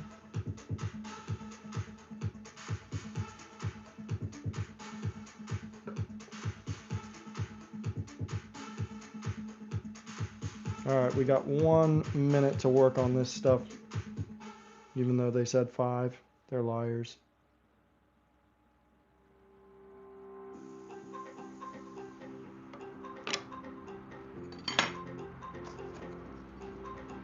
It's going to go on it that way, so I need to glue this side. Ah!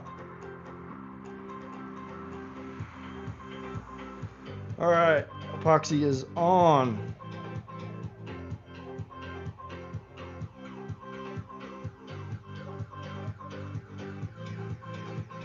I haven't seen Johnny Boy in a minute. I also was not live last week really too much. I was hoping to be, and then life had different plans for me. Once again, we are going overboard on the epoxy, but that's fine. New technique. We're going to use this board to keep everything flat.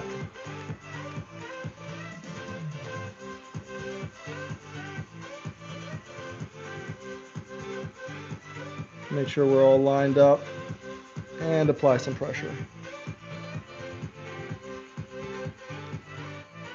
Oh, no. All right, don't watch this, people. Look away. It's not friendly. Okay. Oh my God, epoxy is going everywhere.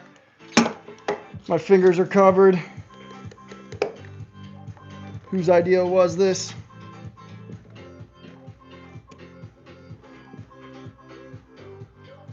We are nice and lined up though, I'll give it that. Let's use this as a leg, a little leggy leg action. Voila!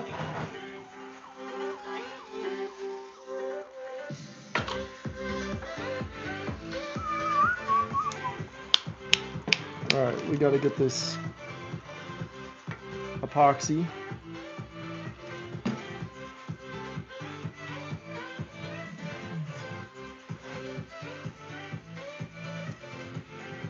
How can they even advertise it as 5-minute epoxy, and then 1 minute into it, it's harder than you know what?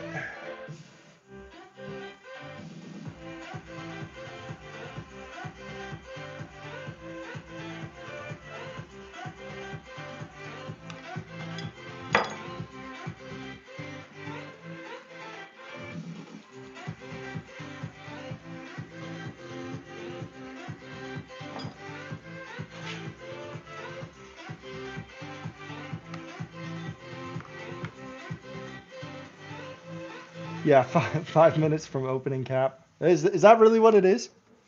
Because that totally makes sense. I never thought about it. Now I almost feel embarrassed that I said that.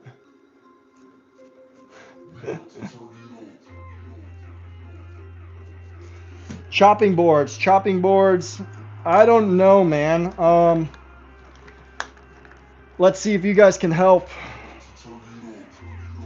Let's see. So, I saw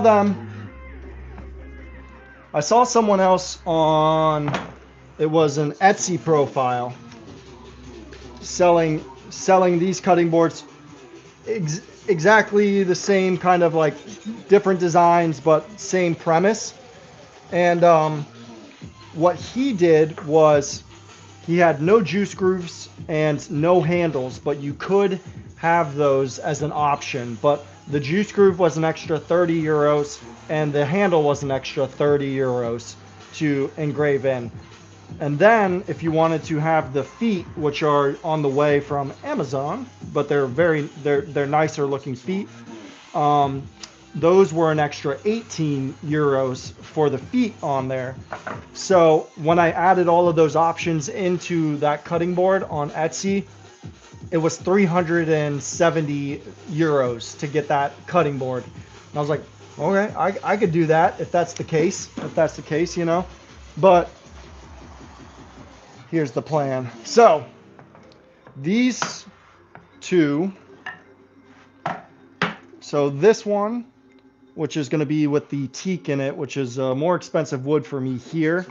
So it's got the teak, the padauk, and the beech wood. It's got the juice groove, and it's got the routed out handles. And then I'm also going to be putting the brass legs onto the bottom of this guy, which I think are really going to look nice and contrast it well. So I'm thinking that for this one, I can hopefully charge maybe 220 euros. Call me crazy? I don't know. You tell me. 220. I think I can ask that. And this one has more teak in it as well, Wenge, and I think this one's going to be the same kind of price, maybe a little more, because this is about $60 in teak alone. So I think that this one should be somewhere around, yeah, also around 220, somewhere, something like that. It's also going to have those brass feet on the bottom, has the routed in handle slots and the juice grooves. So I'm hoping to do about 220 for these guys. And then for these ones, I don't know if I should just do the same thing, about 220 once I put the legs on them. Or if I should like step these down a little bit and put the price range around 180 or something like that. And same thing for this one, just because it's more simple. I'm hoping to kind of just do maybe around that 180, 160 mark once it's got the legs on it and those kinds of things. But I have no idea. I've never gone to any of these French markets. Yeah.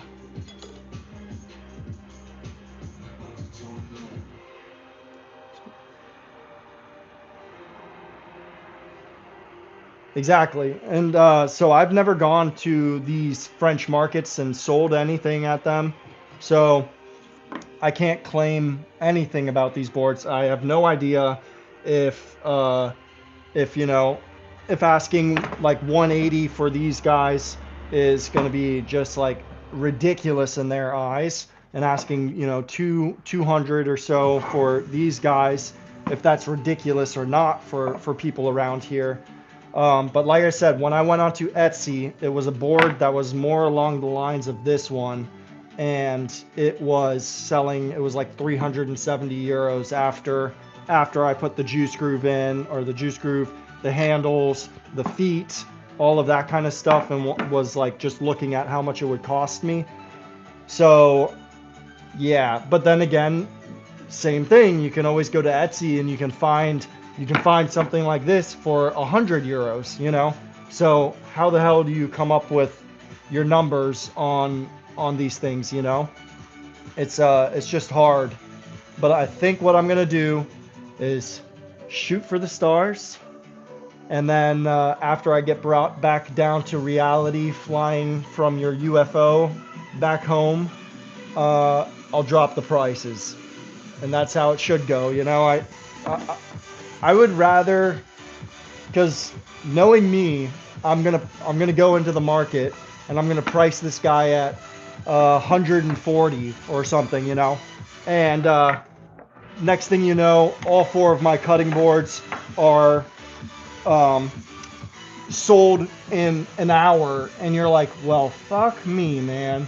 I should have charged more, you know? So I'd rather that on my first day of the market, maybe they don't all sell. Maybe I get one, you know, maybe I get zero. We'll find out. But my hope is that I can get somewhere around 220 for the boards, and maybe just a little less for this one. This one I think is pretty cool though. So I don't know if I should just charge like all around for these guys if they all have legs, handles, juice grooves. Um, and I was thinking as well, a good idea. It's kind of a psychology kind of thing, you know, for a lot of people, is to always have expensive items, middle items, and low items cost wise. So I think that I'm going to make at least 4 more cutting boards to bring with me to the market. And those other 4 cutting boards that I'm going to make, except for this one that I'm making right now, that one I want to make even more high end. So maybe 250, 260. We'll see. That'll be like the high end cutting board. And then I'm just going to make some that have no juice grooves, maybe just the handles routed out, maybe not even that, you know, maybe just the feet on them, and sell those for the 120 mark. But they took me half the time to make, you know, and it's kind of, I think, one of those psychology things where maybe they don't want to spend 200 to 230 euros on a board. So then they step down because they still want something that's unique and cool. And so they're fine with not having the juice grooves and not having the handles and all those kinds of things. And more willing to pay at that point 120 or 140 euros for just a basic board, you know. And then some people just love fancy and they can't get enough of fancy, and they would much rather just spend X amount of dollars on something to brag to people or to show people, who knows, but they would rather say, I want that one because it's top notch. So, game plan, 220s. That one maybe a little higher because it's going to be a patterned, really designed board, and it's going to have all the bells and whistles. And I might make 1 or 2 more high-end end grain kind of boards, and then a couple of them no juice grooves, no handles, maybe just feet, and sell those for the lower end stuff. So I really just want to just have a table booth kind of area that's just full of wooden things that I've built, you know? And then hopefully the people feel bad enough for me and they're like, oh my God, he doesn't speak the language. He hasn't worked a job in a year. This guy's looks like he's starving. Honey, let's buy something from him. So that's what we're going to go with.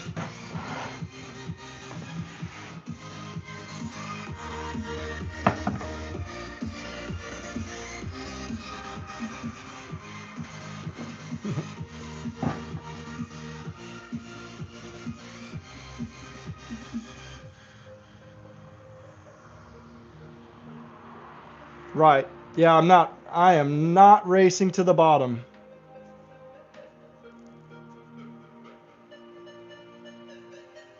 Price to break even, like that part's pretty easy, depending on what you value your time at, obviously, you know.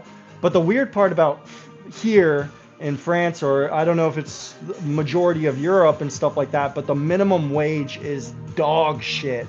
Like there was a job that I did get offered kind of, it's like friends that I could work for in a sense, but they want to pay me, it was like 12 euros an hour, and then after taxes it's like 9 euros an hour, somewhere around that. And I was like, yeah, no, I'd rather just go and chase my dreams in the garage than go and work for 9 euros an hour. I'm sorry, it's just not happening. I believe in myself enough to make 9 euros an hour. Now I say that, and I haven't made a fucking penny. Take that back. Mr. Meinhardt is my first ever donation of 5 euros. So since I've been here for a year, and then John gave a $5 donation, and so I've made like €9 since I've been here for a year. I've done some side jobs I did the staircase for my mom, and she paid me some money for that.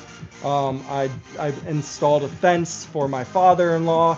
He paid me some money for that. But like seriously, in the last year, I haven't made a real money, and I haven't made any money off of my woodworking. But I know I can, and I'm not willing to give that up for €9 an hour. It's just not happening. Just not happening. I believe in myself enough that I can make more than €9 an hour in this shop, and even though I haven't made any, but I believe that. So that's all that matters. But no, to break even is really, really cheap and easy, if you ask me. So like, for instance, let's take this board. This is a good example. So like, and that's what kind of makes pricing a little difficult, because so these two boards are exact same dimensions. So they are 42 centimeters long and 25.5 centimeters wide. Exact same dimensions. They both have the exact same juice grooves, exact same handle slots. Everything is identical other than the wood choice. This one is made out of a beech wood and wenge, and this one is made out of a wenge and a teak. So this board is about 50 bucks, 60 bucks maybe at most in teak, because the teak is very expensive here. So this one is about $50 or $60 in teak, and maybe $2 in wenge. The prices here on wenge, the Perota, the Tiger Wood, the Purple Heart, and the Paduke, and all of those kinds of things are dirt cheap. I mean, I'm buying, I think this guy's already been, let's get this out of here. Hold on one second. I'll show you. Okay, so this is the wenge board, right? Woo! Dude! What the fuck? What the fuck? I'm getting a beer! Dude! You're awesome, guys! Fuck yeah! I'm getting a beer! That's cool. So, anyways, back to what I was saying. This is the wenge that I buy from the store about 30 minutes away from me, a sawmill, but they specialize in decking material. And apparently here in France, a lot of people, this one's for interior houses, so it's a tongue and groove for the flooring. So you can see that right here we have the tongue, and on this side we've got the groove. So they use this wenge a lot apparently for flooring here.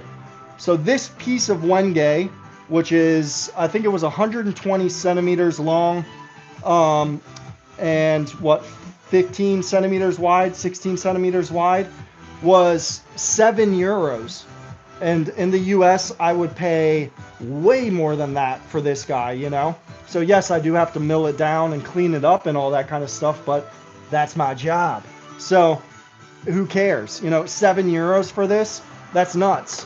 So, I can make 3 of these boards out of one piece of this wenge over here, So the materials are very cheap on that side of things. This is the beech wood that I got, and this piece was it was 3 meters long. 3 meters. I'm 2 meters, 6 meters. No, it was longer than that. It was a 12-foot board. 3 meters? 4 meters. 4 meters. Something. It was long. It was like 3.5 meters. We'll call it. And so this guy, and it's huge. It's 38 millimeters thick, and let's find out on the width. Well, cutting board. So it's about 24, somewhere around that, wide. And for this huge piece, which, like I said, was a little more than double this size, I paid 50 euros for it. So I was like, yeah, done deal. Like, give me that beech wood. And so I was able to make already a bunch of cutting boards out of this guy and things like that. So I'd say that this guy probably has, let's call it, if I cut that in half, that'd be $25. Cut that in half, that'd be $12. So we're looking at maybe $15 in materials for this board.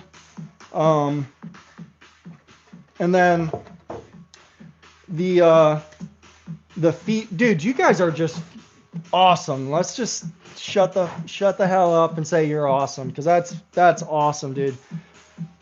I can't wait to tell my wife, and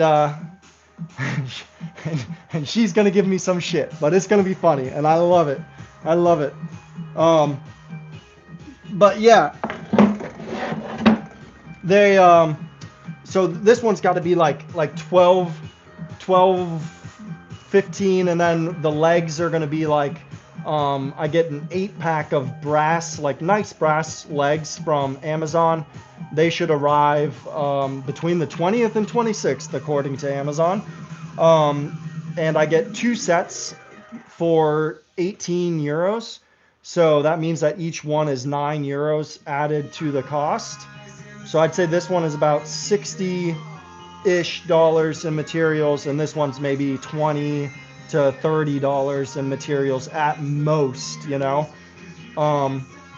So I'm super lucky with being able to get this like hardwood, and it's the same thing for Purple Heart. So this Purple Heart, like, yes, it needs to be milled down and everything like that, but it's wide, it's gorgeous, it's long. I mean, this one was before I cut it.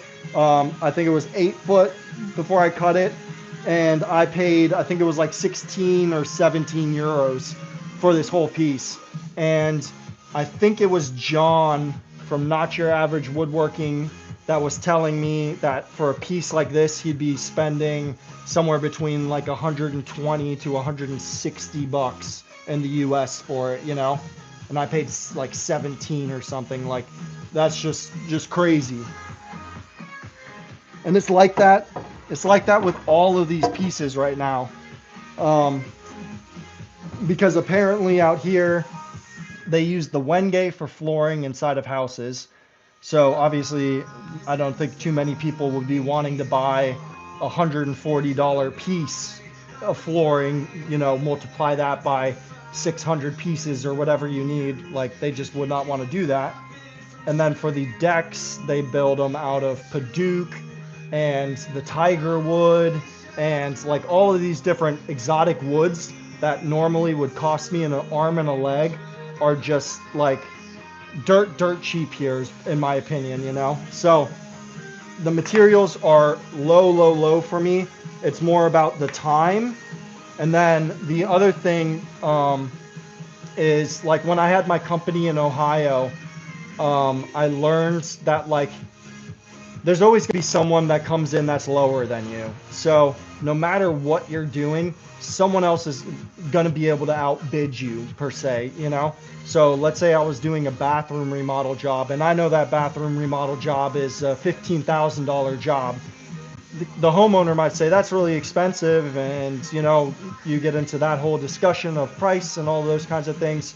And then some other contractor comes in and tells you that they can do it for $4,000 or something. And it's like, well, you know, maybe they can, and maybe they can do just as good of a job as you, but your business is your business, and you might have different expenses than that guy, and all of those kinds of things. Maybe he doesn't have insurance for his business, or maybe he doesn't have employees for his business, and those kinds of things. So he can dramatically cut his costs and outbid you any day of the week, kind of scenario, you know? And with these cutting boards, the last thing that I want to do is kind of like drive the market down myself, because let's say that I took this board, which is $30 in materials, and I times it by 3, and I just started charging $90 for this board. Or I took this board and I times it by 3 and charged $150 for this board. But then there's someone else around the corner who's like, no, my time's worth more than that, and I'm gonna be doing these for, you know, 200 or whatever. It's like you just start to drive down the prices for everyone else as well, because then that person can't keep up, because there's someone out there who's willing to do it cheaper, you know. And then if you go to Amazon, this is the prime example.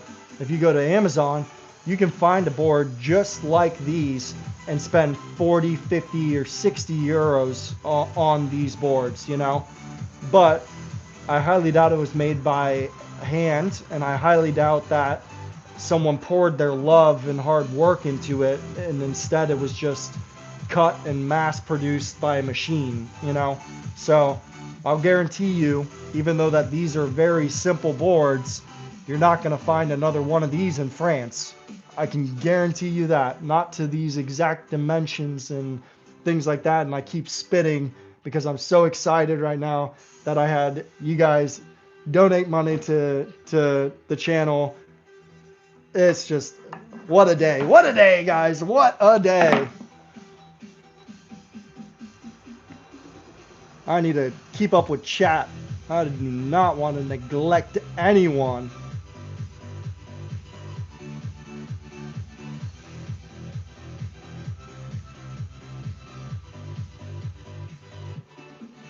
I hope that they sell. I hope that they sell. Figure out prices. To take cost of material, divide by 0.3, and that should be the bare minimum you take. Well, let's see what that is. I got this phone right here that I can use.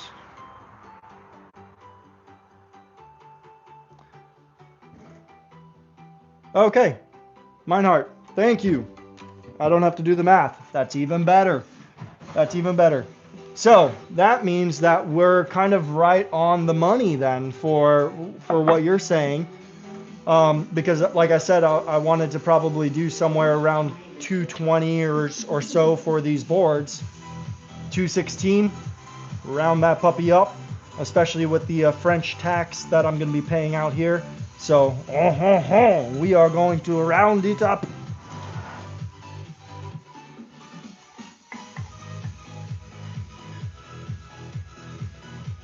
That's awesome. Yeah. And the other thing too is like on these boards, for instance, I'm using a tongue oil to finish them. And for that tongue oil to fully cure, so before I go to the markets and I'm comfortable with selling these and things like that, they're gonna have minimum of 3 coats of tongue oil, and I have to wait usually between 2 and 3 days between coats on that tongue oil. Really make sure it's all nice and smooth. Apply another coat of tongue oil, and then after that it takes between 50 and 30 days for the tongue oil to fully cure. So the finish, even though it's not labor intensive to finish these guys, and it's very, very simple to finish these guys, it does take a lot of time for them to be finished properly. So that's another one of those things where it's just time that it takes, and I'm just like making sure that I'm producing the best product that I possibly can to deliver to people. I don't know if you guys saw or not, but like on these guys, I had burn marks that I sanded for, and that's not something that the customer should have to pay for. That's on me. But I wanted to make sure that I got rid of those burn marks, and I sanded them down for hours to make sure that I could give the best product that I could, you know. Take it easy, Rare. Thanks, man. Get to work. I can't wait to see what you do next again, dude. And everyone else, if you haven't seen his channel, first of all, go subscribe to it. He's awesome. He's funny, and his videos are good. And I like when he calls out the bullshit on YouTube. So check it out. And he just did a floating UFO build, which was pretty cool. It was a nice spin to see on that floating cross kind of viral post that's been going around, you know. So it's been nice to see that. Oh, dude. Well, it's a good thing that John's not here to see his knife, because we might have a problem here. That epoxy, I put too much, and we had it gunk down. Look at that, way too much epoxy. But at least his knife's not going anywhere, you know what I'm saying? Take it easy, take it easy. Yeah, I glued his knife down to the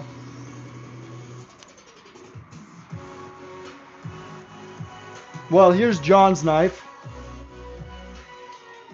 So I don't know if you guys heard, but John actually wanted a brass knuckle knife. So that's what we're working on right now, is getting that going.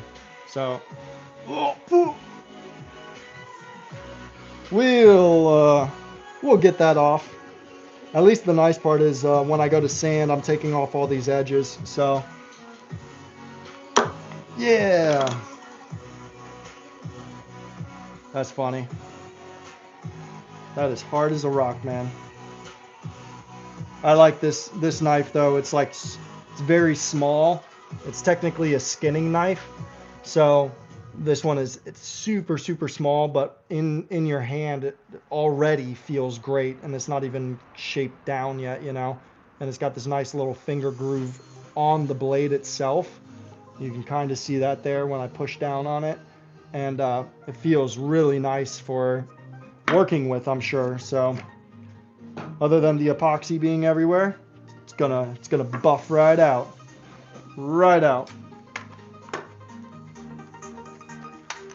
What a day, my guys. Feel like we need to give you like a little get jiggy with it dance. This is crazy. Oh, those go on the other side.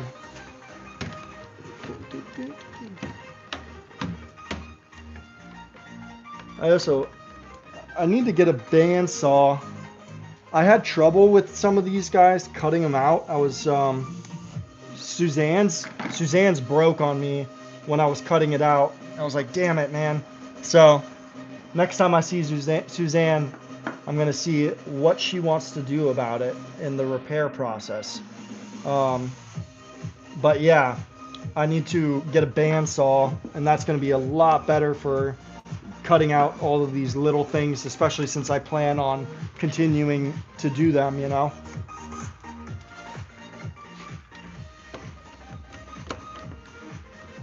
Okay, so those guys are up there.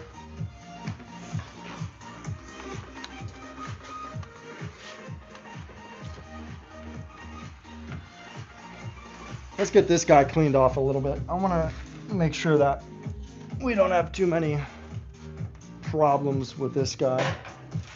Get out of here, Tate. Okay, put John's knife to the side. Let's just get some of this. Yeah, that works.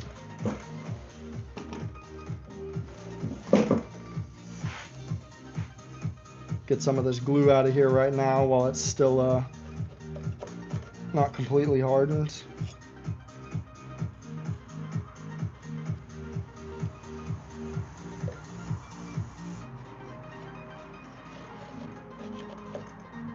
Dude, what a crazy day.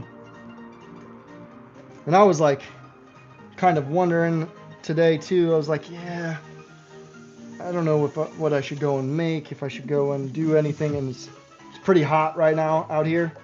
So I was like, yeah, maybe I just chill inside, you know, take it easy. And then I gave myself a motivational pep talk. And I said, Brandon, you get your ass outside and you fucking do something. And boy, am I glad that I did. Oh yeah, that's heaping amount of extra glue in there.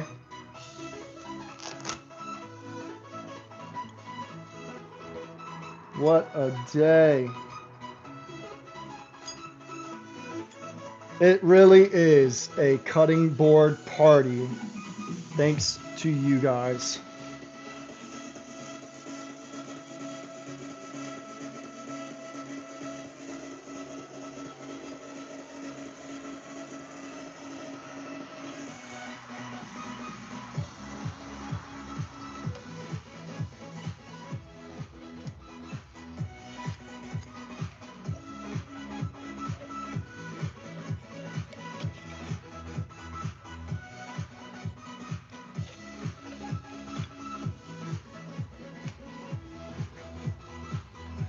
It'll buff out.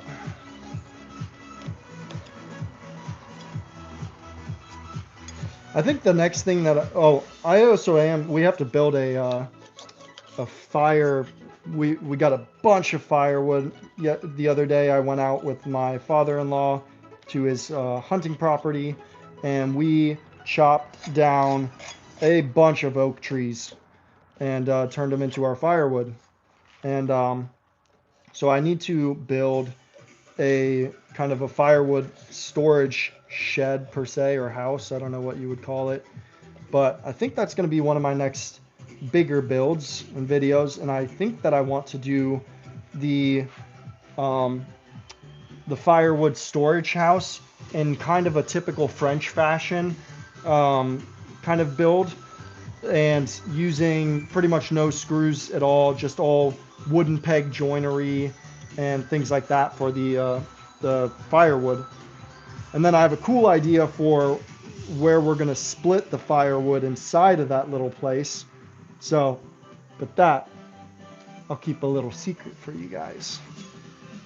But I think that that's going to happen pretty soon, because right now I literally have a huge truck worth of wood just thrown in the backyard. And my wife was already asking me this morning when I planned on building the storage for it. I was like, calm down, lady, calm down. Calm down, we're gonna get it. Let me figure it out first though.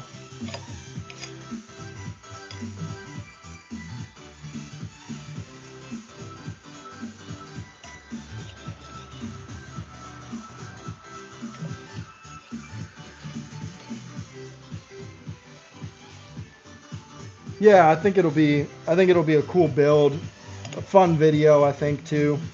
And like I said, I have a good idea for a spot inside of it that's going to help with how I cut firewood. So instead of putting it down on a traditional log and using a like my axe, like what I do right now, I think I have an idea that would work really, really well and just speed up the overall process of chopping wood. So we're gonna try it. I'll be the first one in France with that.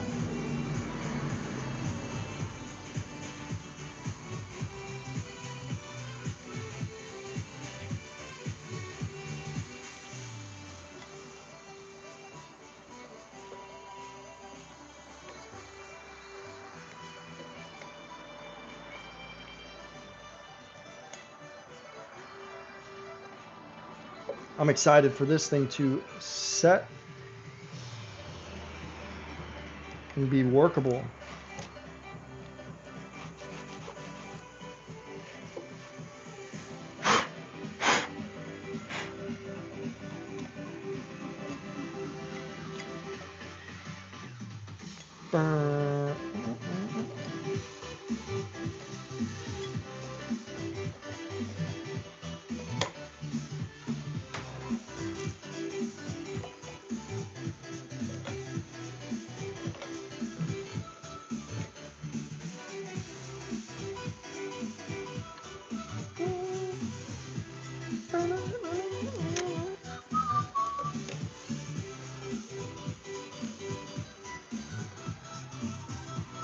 Looking pretty good, looking pretty good.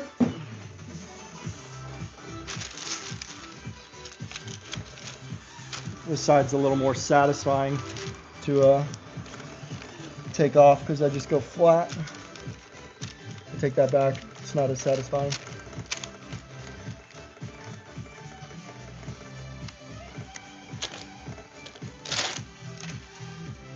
From the bottom, I already kind of wiped this off with the rag earlier. Now we're just cleaning up the pieces. Yeah, so I have that build coming up where we're going to be building the firewood storage solution. And then another one that I need to do is in our kitchen. We have we don't have a dishwasher here. Apparently the French don't believe in a lot of things that us American folks love and don't even think twice about, like air conditioning. You know, that's kind of stuff, and dishwashers, you know. I just thought they came with all the houses. Like when I bought a sheriff's sale house and flipped it and stuff like that, there was no question in the world that I was putting a new dishwasher in there and, you know, or that kind of stuff. Like, no question. Here, I guess you gotta ask people before you buy a house if it's got a dishwasher, AC, all of the what they like to call luxuries, or what we call essentials. Frenchies. But yeah, so we don't have a dishwasher. So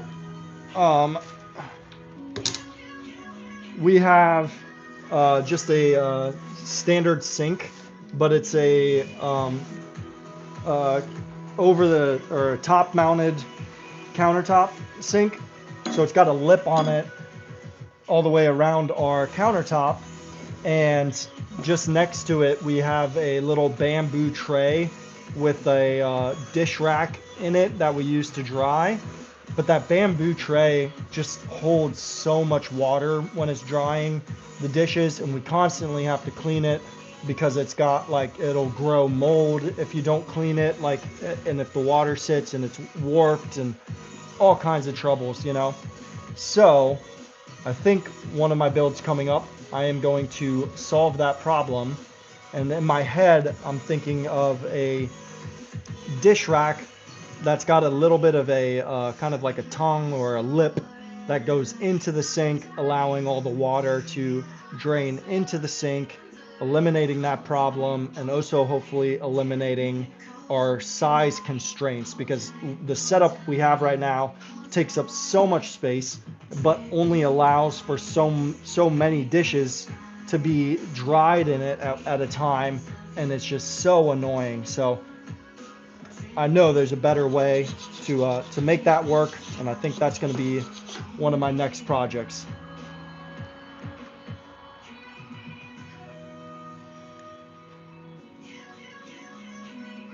For like consumers and stuff like that.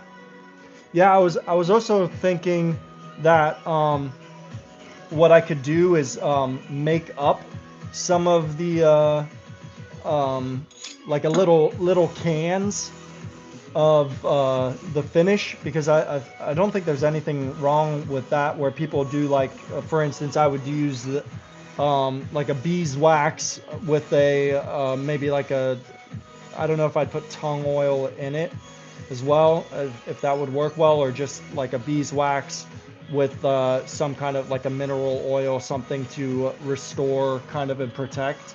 But making these tiny little cans of that melted down, and I could just pop my logo on that bad boy and give that to them with the cutting boards.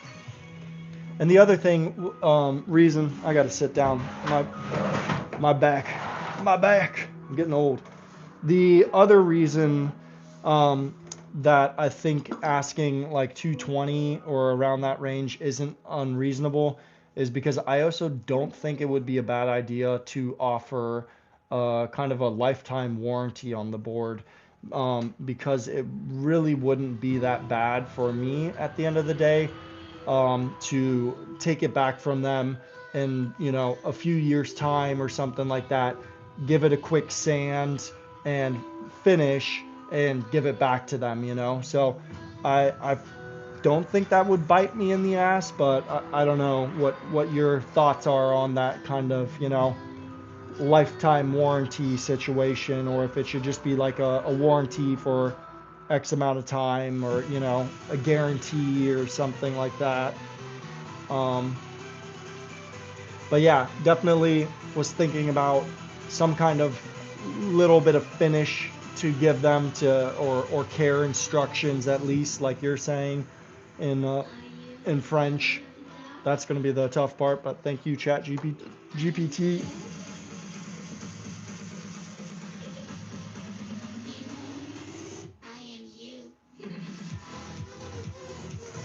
Hey, we were just talking about you. We were just talking about you. That's too funny. So, we just got done putting together Meinhardt's knife, and we put together Not Your Average Woodworkings and Matt Cleveland's. So, we put all these knives together and some cutting boards. So, this is what we're working with right now. We got a bunch of epoxy that we're going to have to work out later and stuff like that, but that's Matt Cleveland. And then this one is Mr. Meinhardt.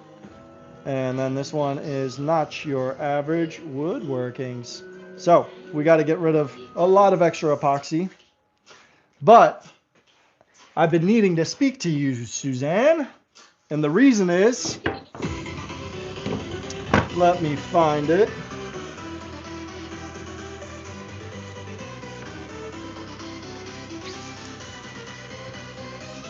Or did I already get rid of it?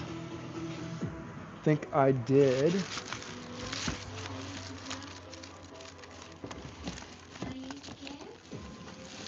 Right here. Here is your knife, Suzanne. You like it? It snapped on me. I was like, God damn it. So, yeah, lesson learned. Jigsaw is not that friendly with the vertical grain structures.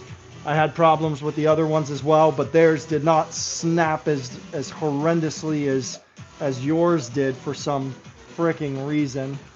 Yeah, so my thoughts are, there's a couple options for us. Don't you worry. This is your knife blade that is, so we can use this one for you. Now there is an option that I had to ask you on the knife blade. So for this one, I can take this brass off. I just have to unsolder it. It came this way with the brass. Some people are fans of the brass, some people are not. So I just need to know if you want brass or if you want brass off, what you would think there. And then, obviously, your knife broke, so we have to remake your knife. And I like the color combo. We'll leave it on. But I think you're a little artsy. I was wondering if I should try to do some of the like wavy pieces. And I was wondering if that would be something you would like. So instead of doing like a vertical grain, I was kind of thinking, this is not a good example because this piece is too thick, but I think you preferred having more of the Wenge it was, and you just wanted a little bit of purple. So I was thinking we could take some Wenge and take some. Now I have some nicer wood too, which is going to be great for the board. I won't use this piece exactly because these are for the cutting board that we just glued together. But we have some nice beech wood, which is going to contrast it a lot better than the that cedar that we had in there. It's just a much nicer white kind of color, so it's going to look really, really nice against the Wenge. But then I was thinking like some kind of design on it, and either taking some purple and doing a wave through it, or doing that same concept kind of thing with the white, and then just kind of forming it all and bending that piece into it, you know. I think it'd be cool to try something new, you know. So we've got to do a new design for you, unfortunately. Yeah, it was giving me a lot of trouble, and then it just blew apart, and I was like, okay, yeah. So that wasn't meant to happen. I think the wave will be cool. I've never tried it, and I don't know how well it's gonna work with this dense ass purple heart, but this is too thick anyways. So I think if I cut it down a little bit, wet it down, it's gonna be a process. It's gonna be a process. I'm gonna wet it down and then kind of get a mold per se going that I can take this guy and shape it into, and then we can go about start business on that, you know. So that's all right, because trouble has a way of being beautiful sometimes. So yeah, let's do it. Cool. I wanted to see your opinions on the wavy. I figured you would be down with whatever though. But yes, my game plan too is to two, a lot of twos. My game plan is going to be to go over to Grandpa's house and use his bandsaw on the next one as well, because that's definitely the better tool to be using on this anyways. And it wouldn't have broke if I were using a bandsaw or a smaller saw, but the jigsaw just bounced it around and then it just like exploded on me, and I was like, oh my god, because I almost had it cut out too. I had one handle cut out hanging there ready to go, and then the other handle, and it just wasn't a great day. I think I broke a lot of stuff that day, like unintentionally. But yeah, I was like, oh my god, I better just get out of the shop, you know. I think wavy will be way cooler too. I'm gonna try and mess around with the size that I need for the knife blade, because it's got to be small enough to where it covers that knife blade and small enough to where you can kind of see the waviness throughout that blade per se, you know. So it's got to be, I'm gonna have to figure that one out, but it's gonna be cool. It's gonna be cool. Yeah, so this guy ended in the trash.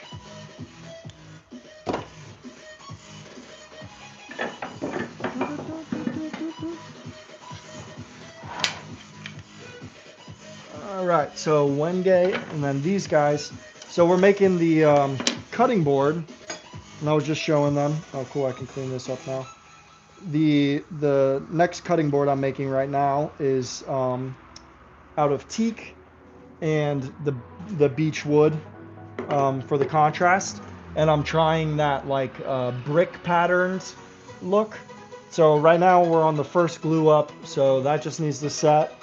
And after that, I can start to cut it up and reverse the pattern and get that brick pattern.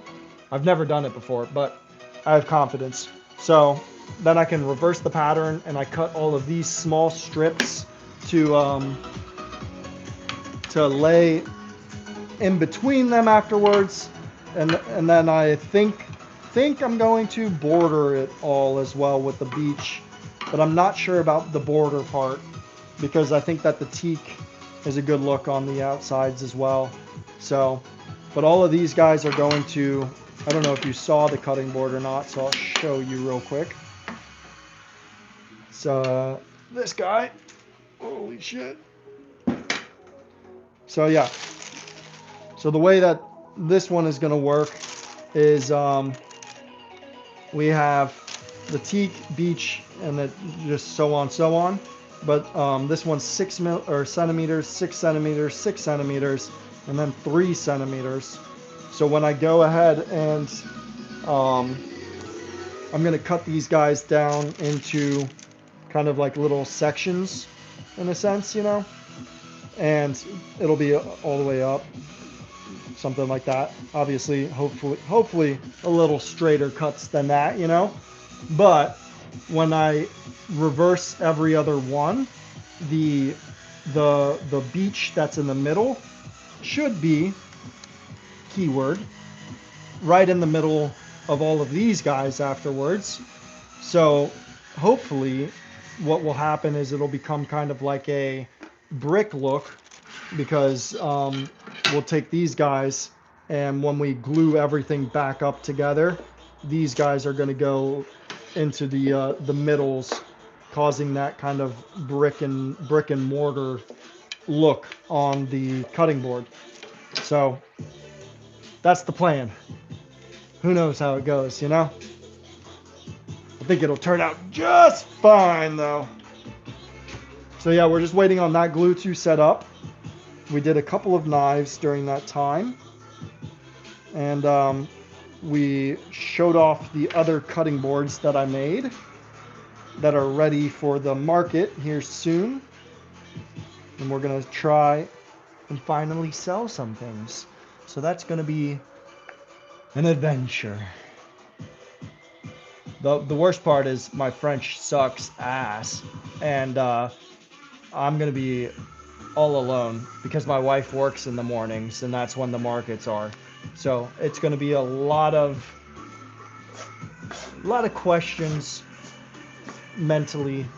I don't know what I'm doing, but I think we all know that. I think we all know that.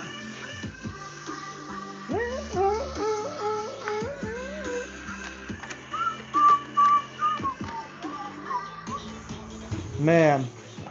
All right, so that's setting up. We got 3 knives going. The sandpaper arrives tomorrow.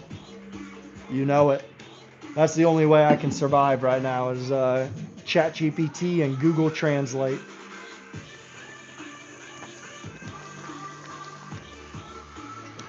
Yeah, it's gonna be rough. But hopefully they just start, like, you know, just throwing money, and there's no questions, no talking. They're just like making it rain on my booth, you know, and I'll just be like, I'm a woodworker.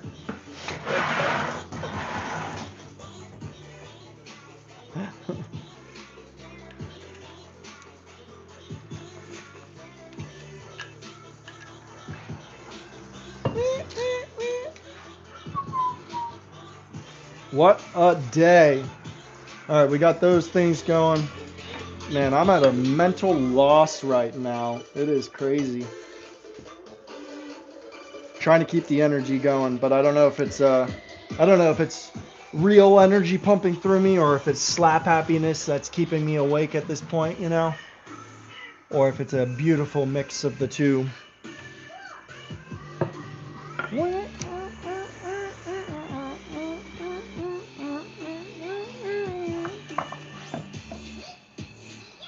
I am excited though for the markets to come.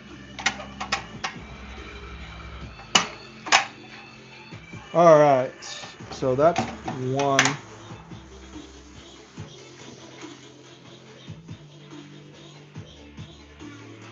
Let's see. I'm at a loss. Is it cutting board time? I feel like it's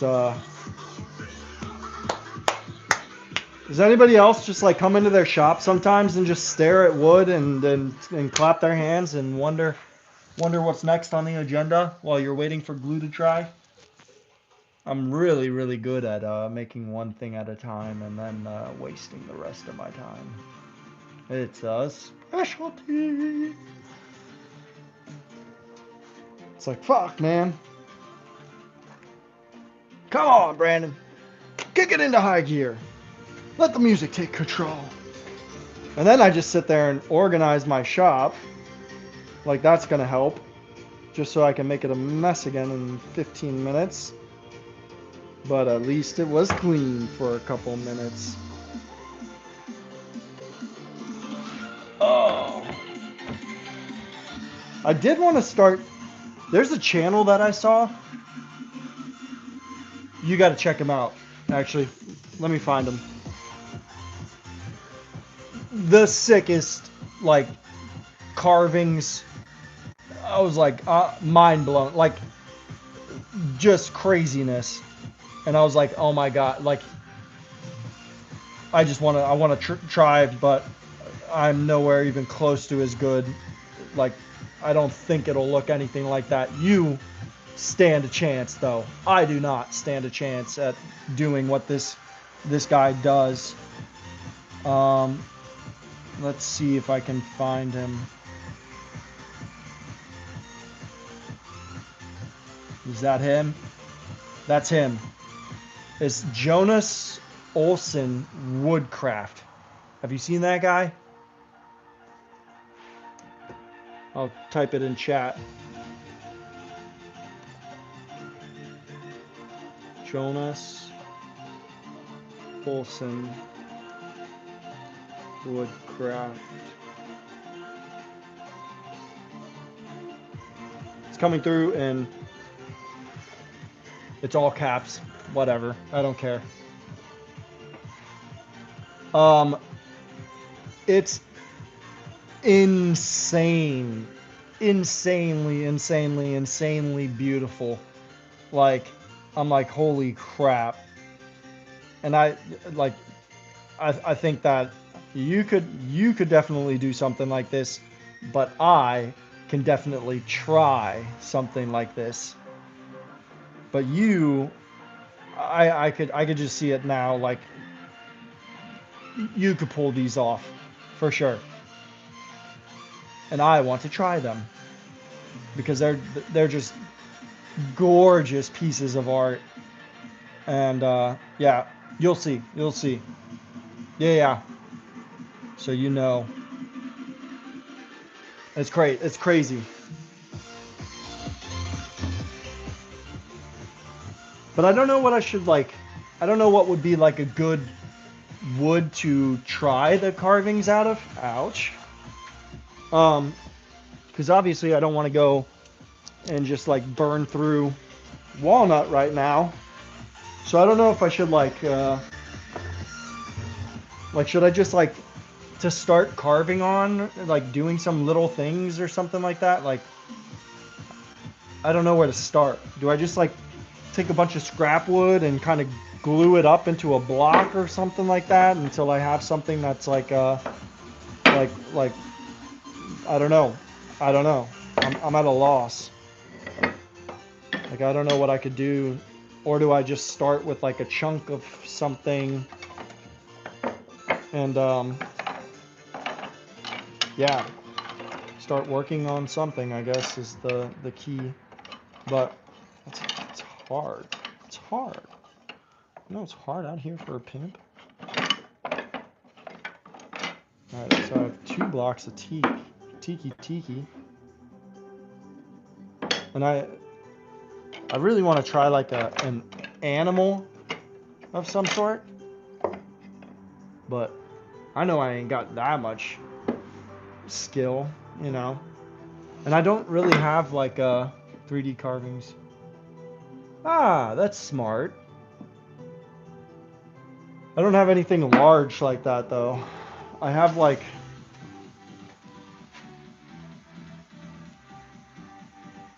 yeah. I have a little I guess I could use that material back there that I use for the shelves. There's 3 extra shelves sitting on top of it that I don't really. One of them is kind of like rotten out or eaten out in a sense. So maybe I should just like cut that into pieces, glue it together, and start there. Because at least that way I'm not ruining anything, you know. I wonder if this teak is good enough to make a knife blade out of. I don't see why not. Let's see those.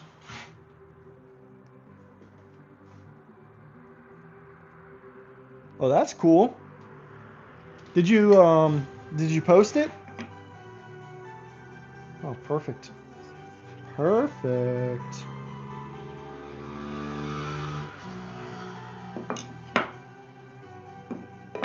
That was actually something that I wanted to try as well, was this right here.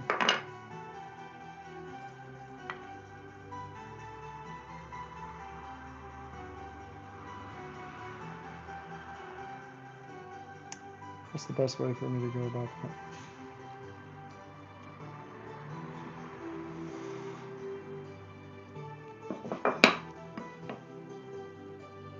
This would be a perfect.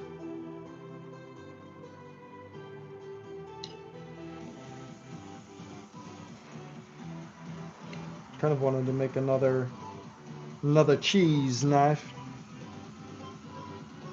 I want to have a couple of them to go along with the cutting boards and stuff like that. But I was thinking that I wanted to make one out of a solid piece and see how that turns out. So instead of doing all the different colors and stuff like that, I was thinking that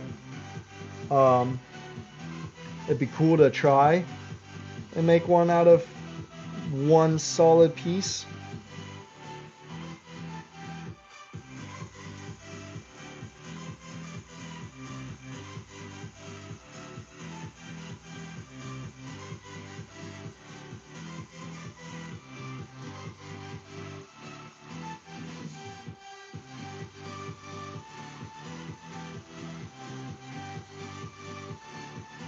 I think that would be sweet.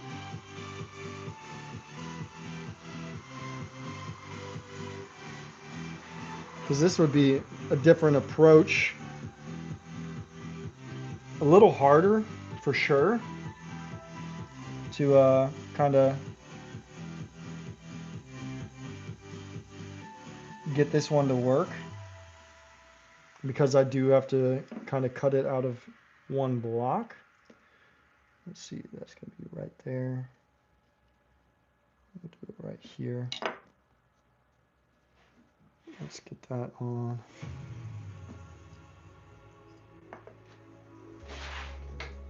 But I think that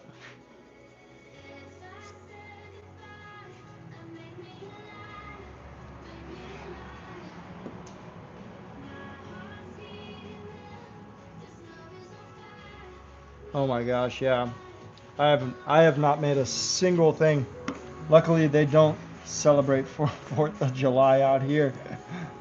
But I am pretty bad at that right now, and I would like to improve with like the seasonal items, you know, and kind of getting prepared for seasons like Christmas, you know. That would be a good one to kind of prepare for. Not right now, but you get my point. You get my point. I'm not prepared for anything. All right. So this is going to be the front line of the blade. It's going to be different.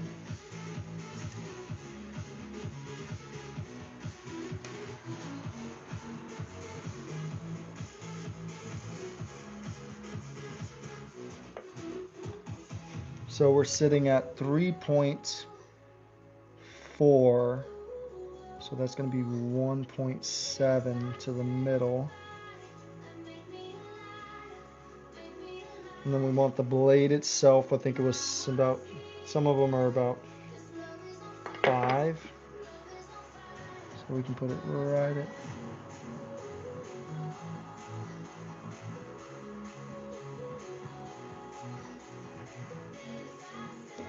So let's see. This is going to be a different to approach this guy for sure.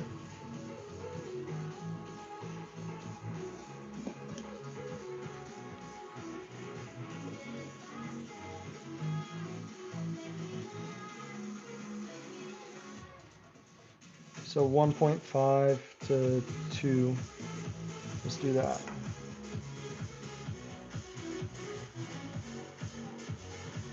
$1.5 to 2. So I'm gonna just like try and cut this guy out somehow. Once again, this is where a bandsaw would be absolutely lovely. So it might just be one of those things, kind of mark it out, get it all prepared, and tell my wife to call her grandpa and beg. Just kidding, we don't have to beg. He loves that I work with tools. This will be a cool one though. So, here's the game plan. So I'm gonna have to, on this piece of wood right here, we're going to cut this material out, and we'll use the bandsaw, which I don't have, but that's what we're gonna use.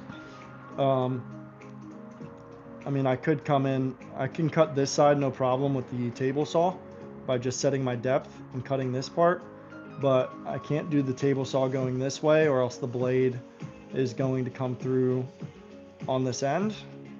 I guess I could do a majority with the table saw and then finish it with the handsaw if I just wanted to do it right now. And then we have our blade, so we'll just have to cut out this exterior design. And then this is kind of where the handle will start, you know. So we're pretty much going to, on this one, try to carve the entire knife out of solid teak and see how that turns out. Never done it before. But I don't think we're gonna wait for Grandpa, because I don't have patience. So we're gonna try and probably ruin some teak just so we can get it going.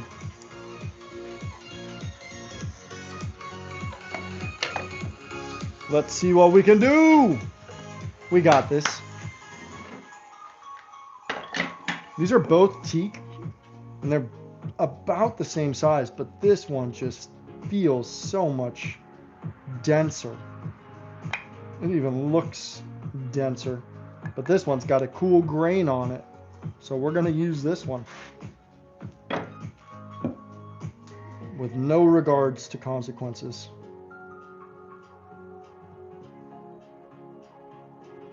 What's the best way to cut that? We might have to kick it like Wes does it and handsaw that puppy down.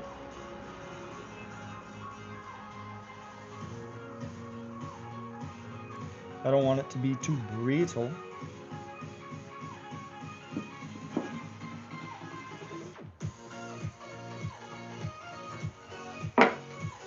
Let's just try it.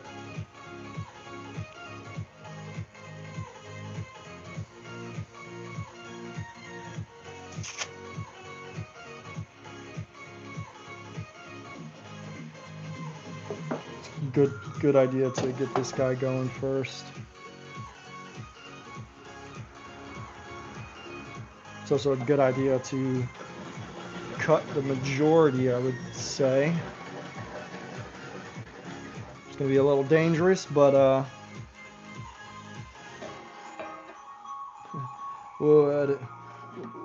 what is life without danger? What is life without a little risk?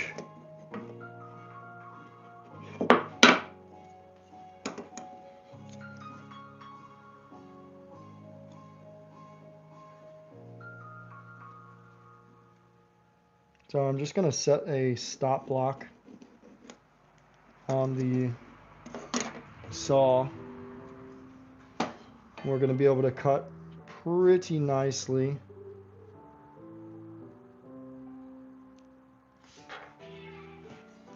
That way I can at least have a decent cut. So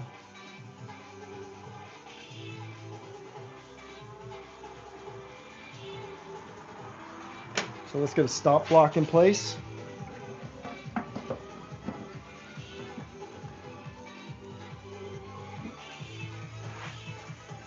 don't want to use, I need something thinner.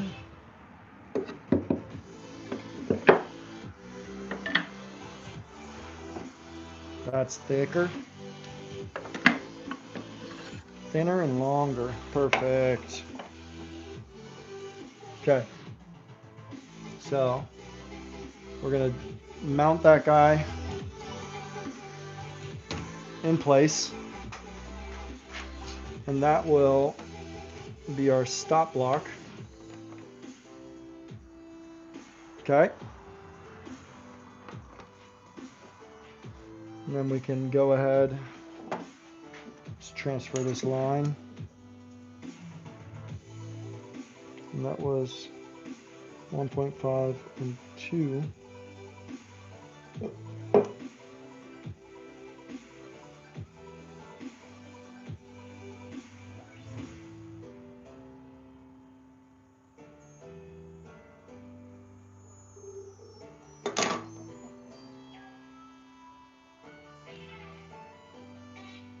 Okay.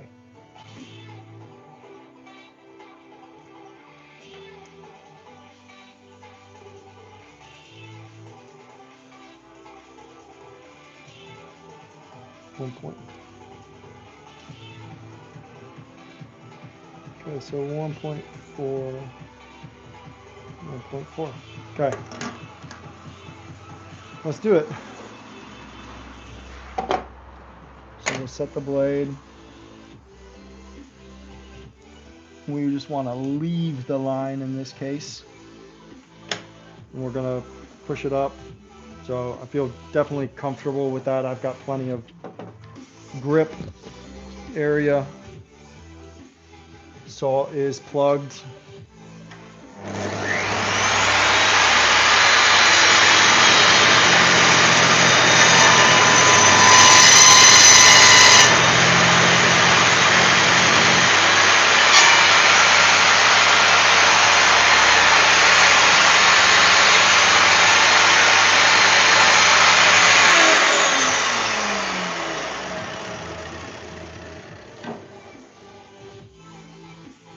I got epoxy in my fingers.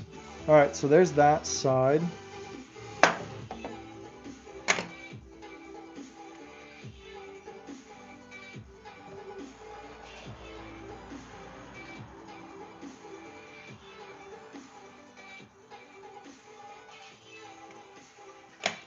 little close, but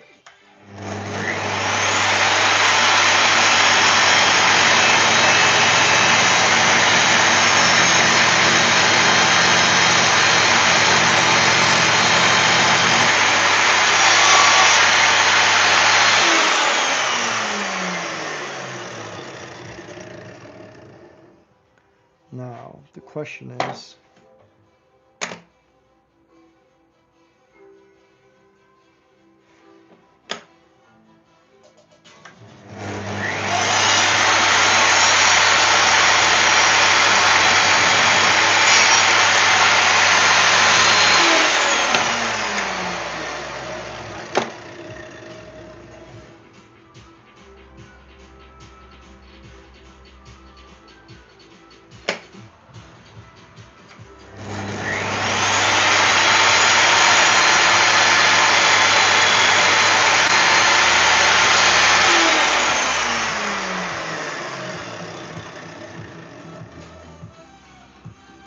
we'll see how this works out of all teak, if it feels solid enough at the end. For right now, we're gonna clamp this guy up.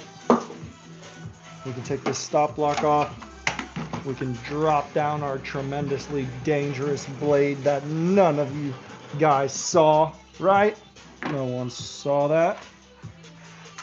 And we can attach our tiki teak right here.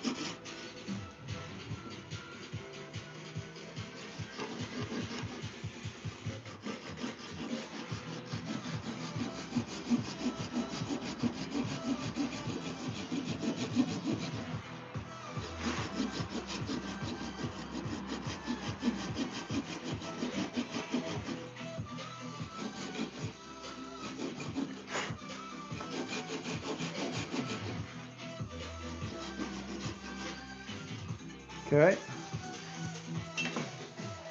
Hey, John. No worries, mine heart.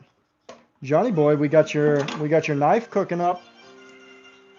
We got your knife cooking up. Put this down. We had yours. We might have gone a little bit overboard on the epoxy, but it ain't going nowhere. So as you can see, don't worry, as Meinhard said, it'll buff right out.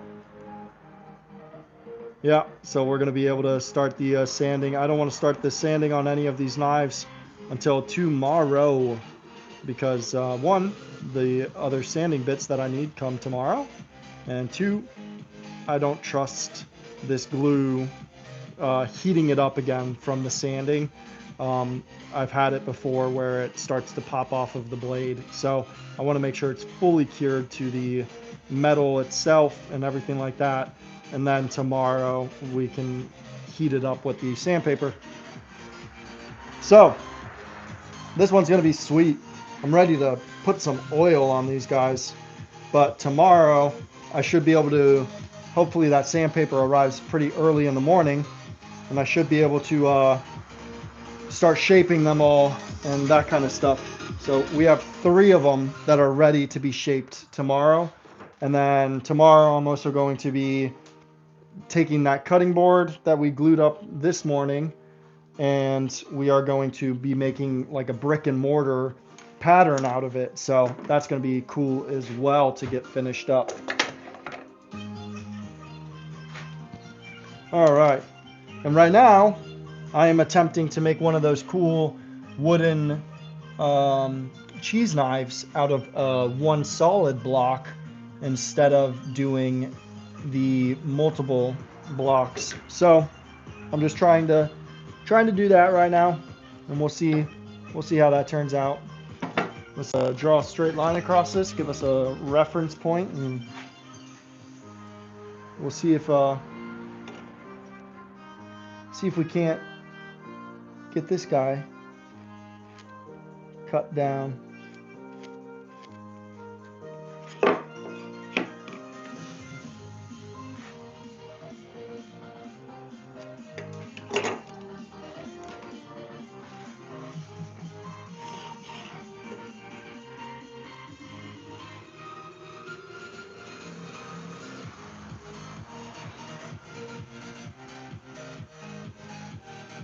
So we're just going to use this as a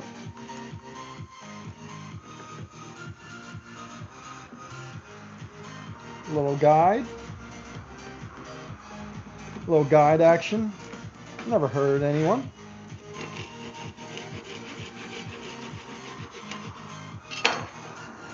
Does help to set up the guide properly, though. I'll tell you that right now.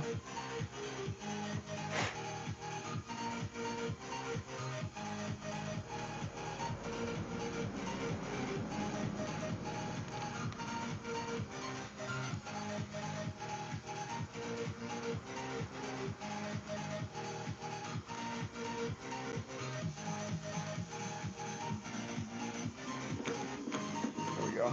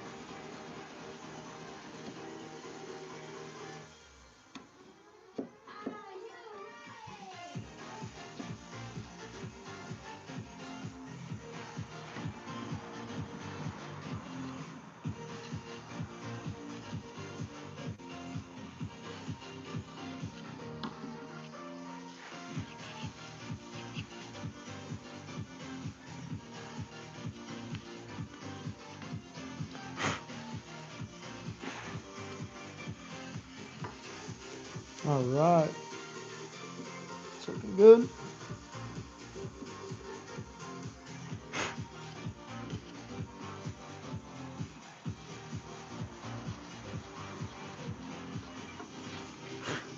And we'll leave the rest for some sandpaper.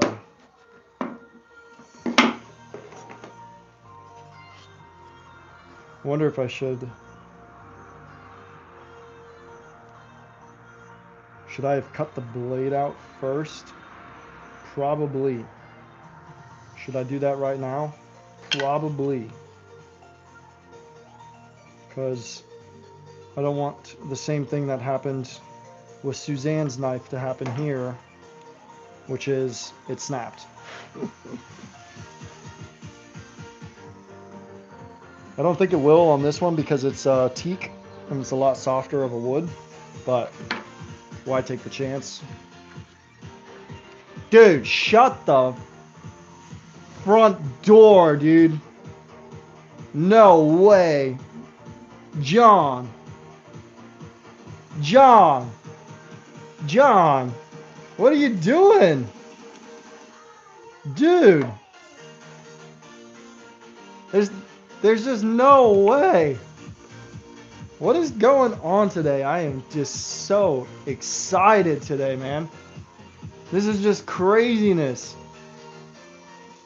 That's fucking nuts. That's the biggest thing I've ever received in my whole YouTube career. And it's been one hell of a year. Holy crap, man. You're too much. You're too much. Your heart is too big. Thank you, thank you, thank you. I cannot wait to tell my wife about this and get a mediocre response, but I'm still gonna tell her. That's crazy, guys. Like, fuck.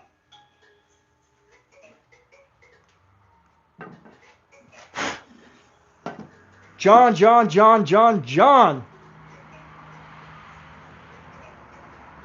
We were just talking about you earlier, man. Holy shit. We got something coming your way, man. We're making it happen. This is just so cool. Like, my day is just like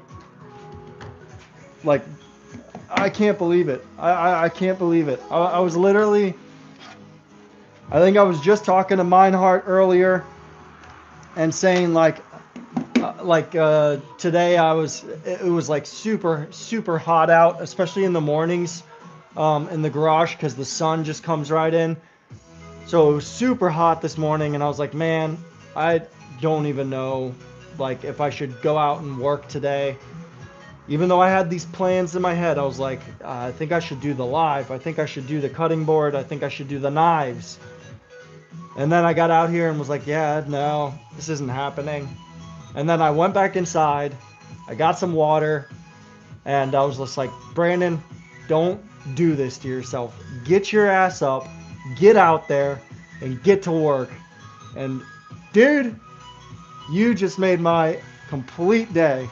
Like, this is just craziness. Like, I got freaking smiles from cheek to cheek right now. This is just nuts. All right, Brandon, concentrate. We gotta do something here.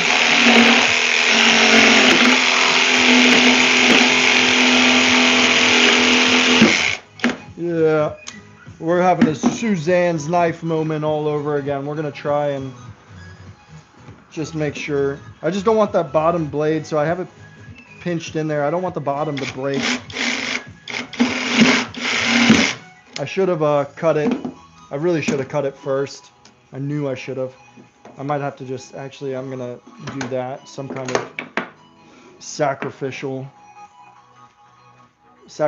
piece on top of the already sacrificial piece, but it's gonna make a difference with clamping pressure. So I have two sacrificial pieces here. And I might need something to jam up in there. It's nuts, John. It's nuts. I'm going to be reaching out to you personally when the time comes, when my mother hops on the airplane. I will be reaching out to you. And that means I've got work to do. Alright, what's the best way for me to kind of not F this blade up here? I knew I should have cut this, to catch 22. I should have cut the knife out first. The shape of it.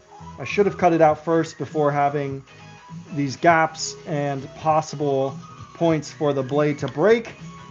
But if I cut out this design first, then I couldn't have done this as easily on the table saw because I no longer have a flat surface to run on the table saw. So, catch 22. Yeah. Frickin' crazy today.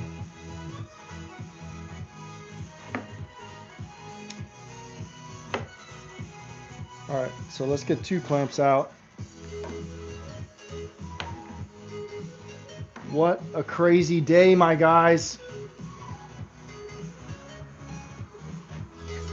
Holy shit.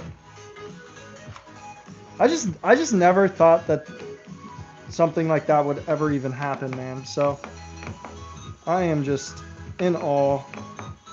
Shocked is an understatement. This piece is not doing me any good. We're just gonna I'm gonna have problems with that. You know what? We're just gonna have to go for it and see if it works. Unfortunately, all I can do is get that extra clamp on here and try it. I don't think it's gonna break because it is the teak. In fact, I can just switch over. I'm gonna do that. That should help. This is a kind of a rough cutting blade. So if I switch over to a clean cut, smaller blade, I won't have as much bite. Oh, that is one of them.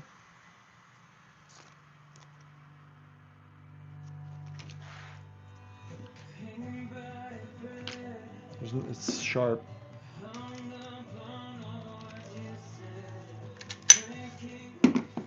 All right.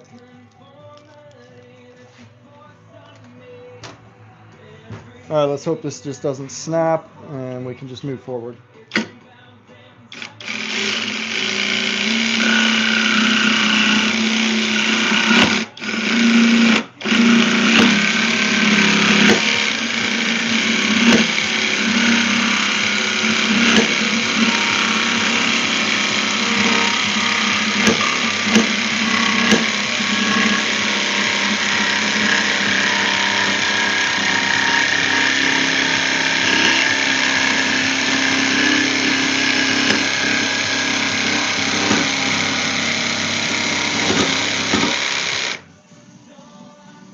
So far, so good, even though it didn't sound good.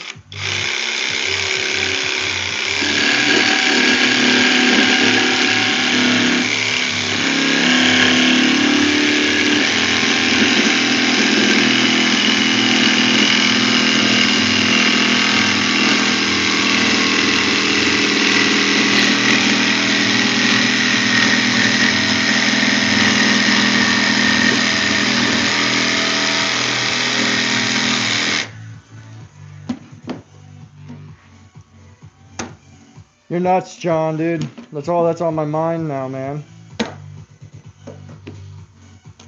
That's crazy. Seriously, can't thank you enough.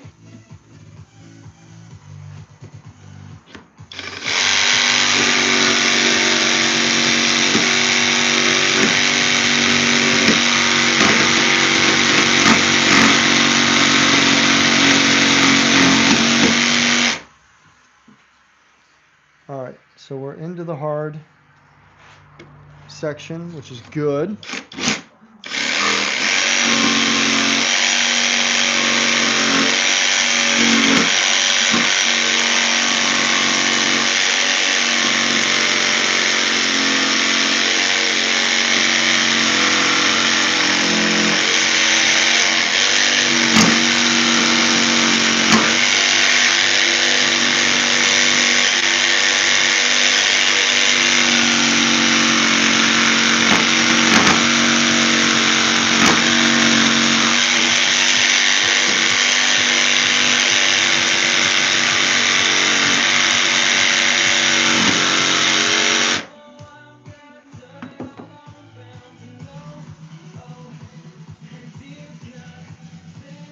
Okay.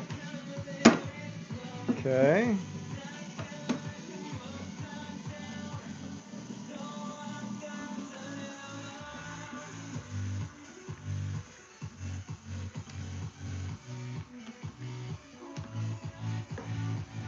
Oh man, tell her happy birthday then. That's funny. It was actually just my little girl's 5th birthday on June 10th. But the zoo sounds awesome, man.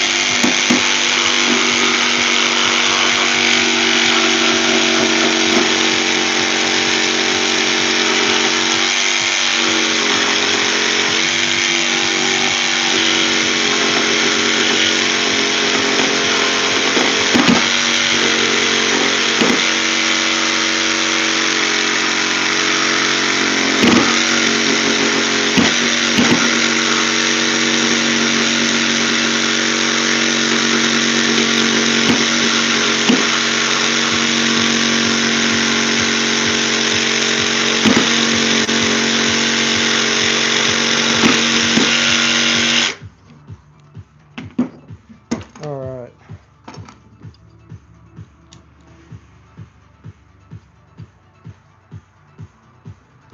Okay, that we can fix on the sander. Okay, so now we just have, didn't snap. That's good. That's good. We're in the clear right now. How old is she turning, John? My daughter just turned 5. I think your daughter looks around the same age, like probably 4 or 5, right?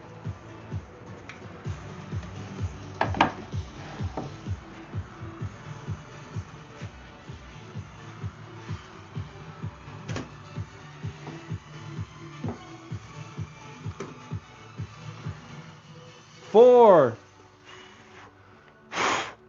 Happy birthday.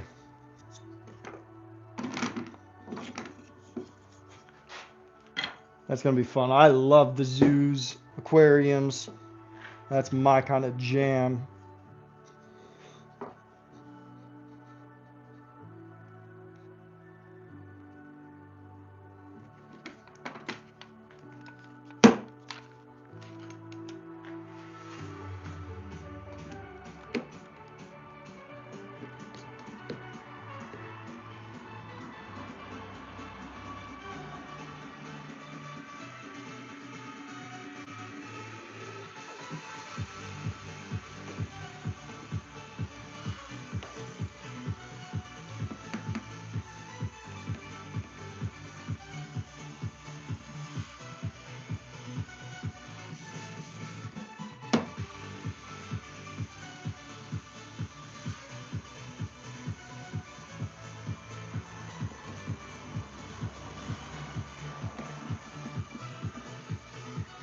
All right.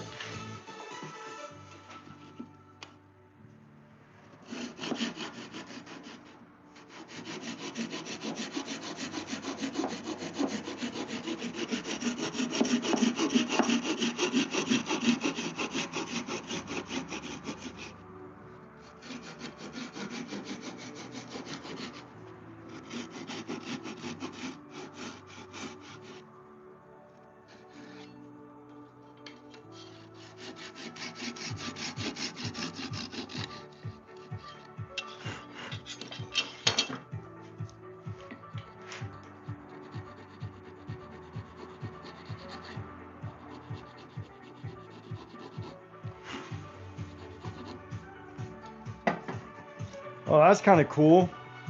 Where did I put the other one? It's almost like a tusk of some sort to cut out. That's pretty cool. I like that.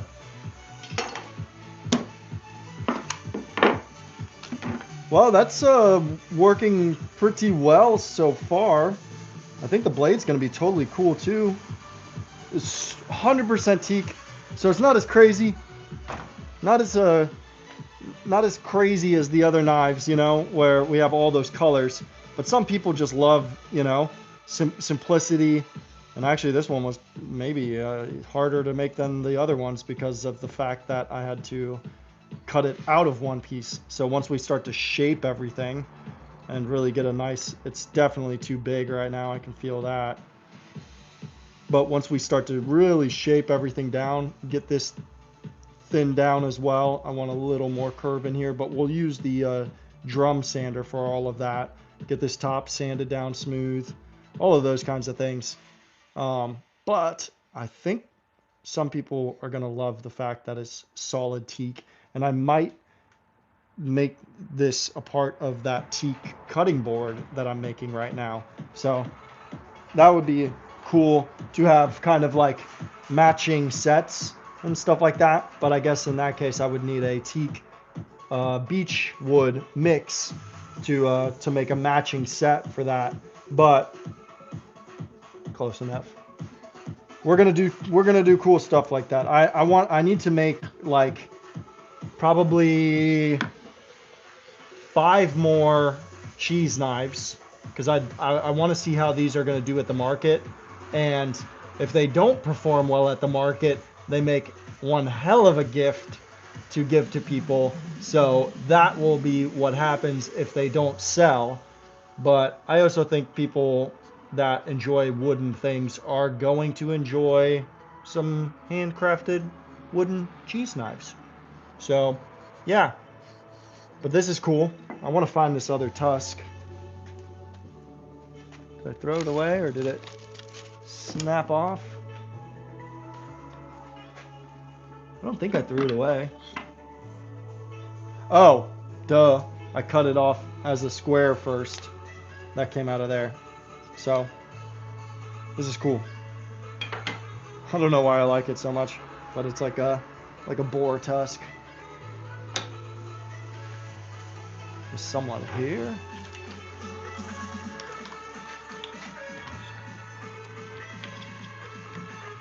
Man, I'd really like to start doing some giveaways as well. That's for sure.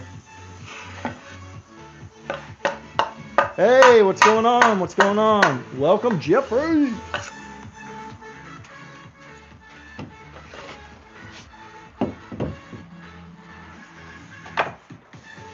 We are having an extraordinary day over here.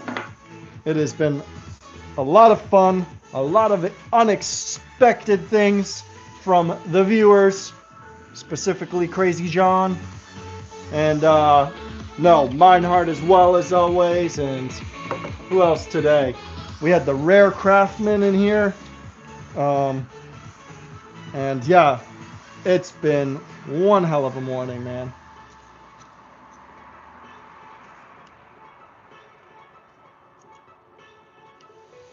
Yeah, and that's what I'm kind of just gonna do here. Like it's hard to create things in the aspect of like when I like to create things, I think that's where you're able to shine with what you do. You're doing a lot of those like planter boxes and things like that, and you're creating all kinds of new ones, but they're within like a category. So if you go to like if you were to do a market, people would see, okay, you know, I've got like 15 different options of planters and things like that I can choose from. And for me, like I have such varying things that I've been making, like the egg holders, the cheese knives, the cutting boards, the real knives, to where like I can't just make one of them. because two reasons. One, I don't want to just show up to a market with one item. And two, if I did show up with just one item and someone loved it so much and they bought it right away, I wouldn't be able to display anymore, you know? So no one would even know about the cheese knives. So I need to come well equipped, and I'm hoping to bring probably 6 or 7 different cheese knives, different colorations, all those things. And same thing with the cutting boards. It seems to be a good number for me to be able to like make between 6 and 8 of certain items, you know. And yeah, but it's hard because like I just want to create new things too. But I also need to make more than one of each thing so that I can have some kind of shot of selling them, you know, and pricing them differently. And yeah, but we'll see. I'm excited for the markets, so that I can get back to you guys and let you know how it went, like what prices I was able to get for things, what people were saying, if there's certain items that they were like picking up and going after more than others, and those kinds of things, you know. So it's going to be a learning curve for me, especially because I'm going by myself and I don't speak French.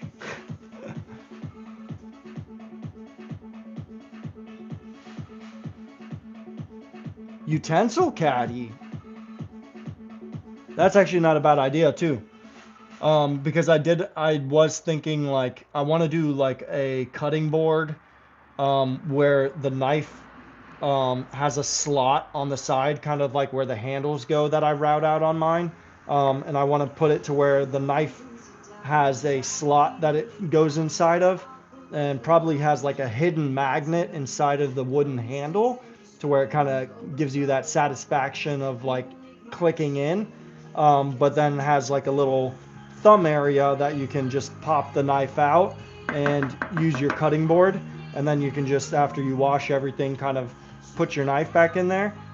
And then there was a couple other kitchen things that I need to do for our kitchen as well, so I'm going to try those out. All right, Meinhardt, I will see you when I see you, man. Be safe today and have a great day at work, dude. Thank you for stopping in. Thank you for everything.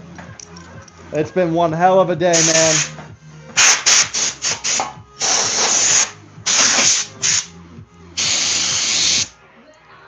One hell of a day. One hell of a day, guys. I can't thank every one of you enough.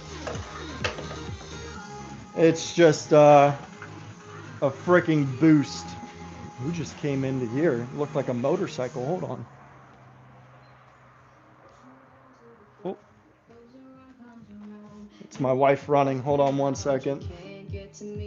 Oh, it's 16. All right, give me 1 second. I'm going to close the gate behind her. That way she doesn't feel so rushed and alone.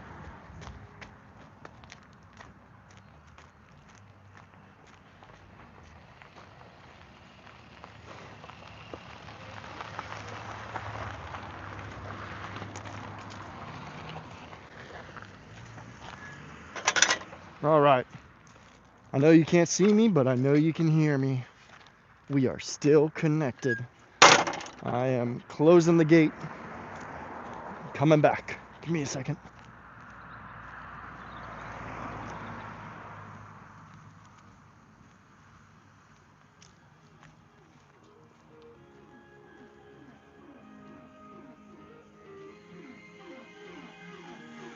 Cool.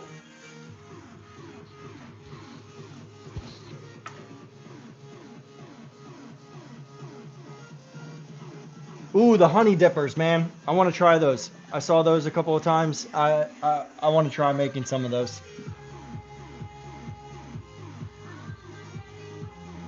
Jeez. And yeah, I'm just gonna. I think also like charcuterie boards, things like that. The wine holders that I have, the wine caddies. I have a few of the phone stands, and they kind of go along with the kitchen, because I use mine in the kitchen. That's the primary place I use it, in the kitchen. And when I'm on my computer. I love having that little phone stand, like, and it's one of those things, like, I never thought that I needed or would even use the phone stand that much. I just kind of thought it was like a cool item and I wanted to try building it. But now that I have one and I use it, dude, it's a game changer to just have like a little phone stand that you can plop in the kitchen or by your computer. And like I can be watching YouTube videos on there while I'm doing my stuff on the computer and things like that. I love it. I freaking love it now. So, yeah, if you don't have a phone stand, John, make one. Make one. Make one. I think you'll enjoy it too. I'm sure you already have one though. You gotta have one. It's a fun project.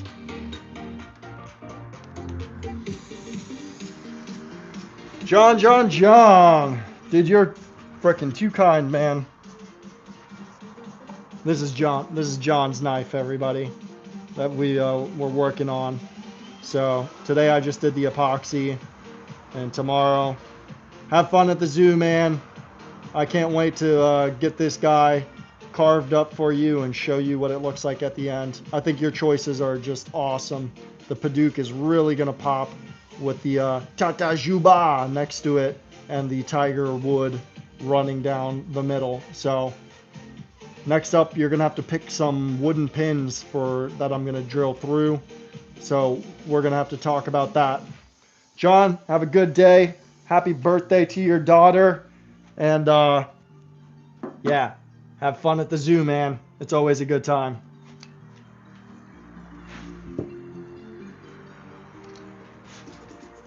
Cool.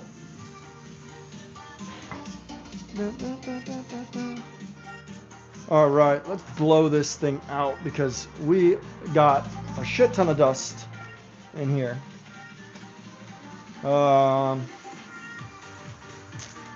It's not that great of idea. We need to, I think that's in the back of the truck.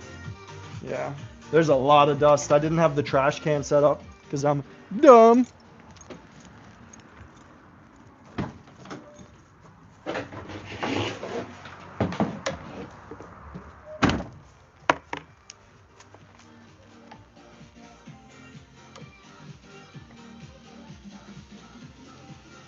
All right, let me get this dust. Does anyone else feel the need to like just clean while they're working? I know some people don't mind at all working in a dirty shop. And then others, like me, can't do it. And sometimes I'm like, yeah, it's a waste of time to clean in between stuff, but then other times I'm like, oh, it feels good. Feels good to have a cleaner shop. I know I can't be the only one, right? Blower.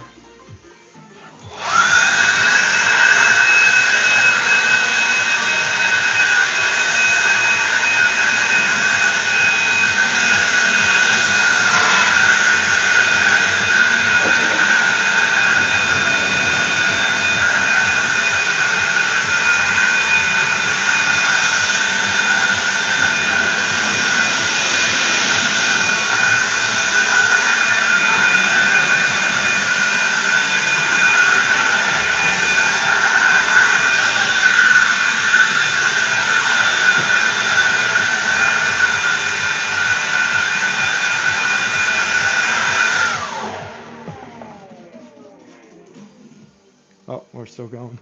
My computer froze.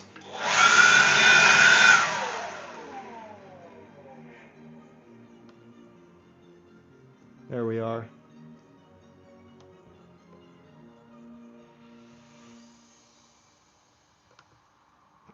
I hate it when it does that.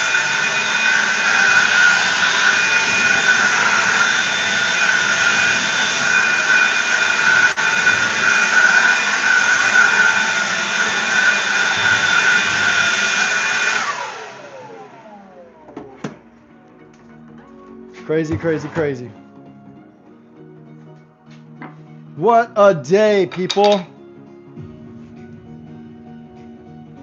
It's been so cool. So for the 5 of you that are still in here, if you haven't already,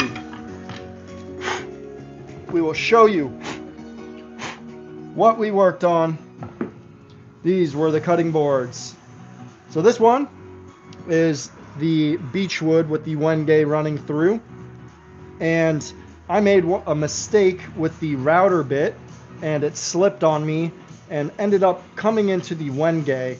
So originally this one only had the 2 stripes on either side going up it.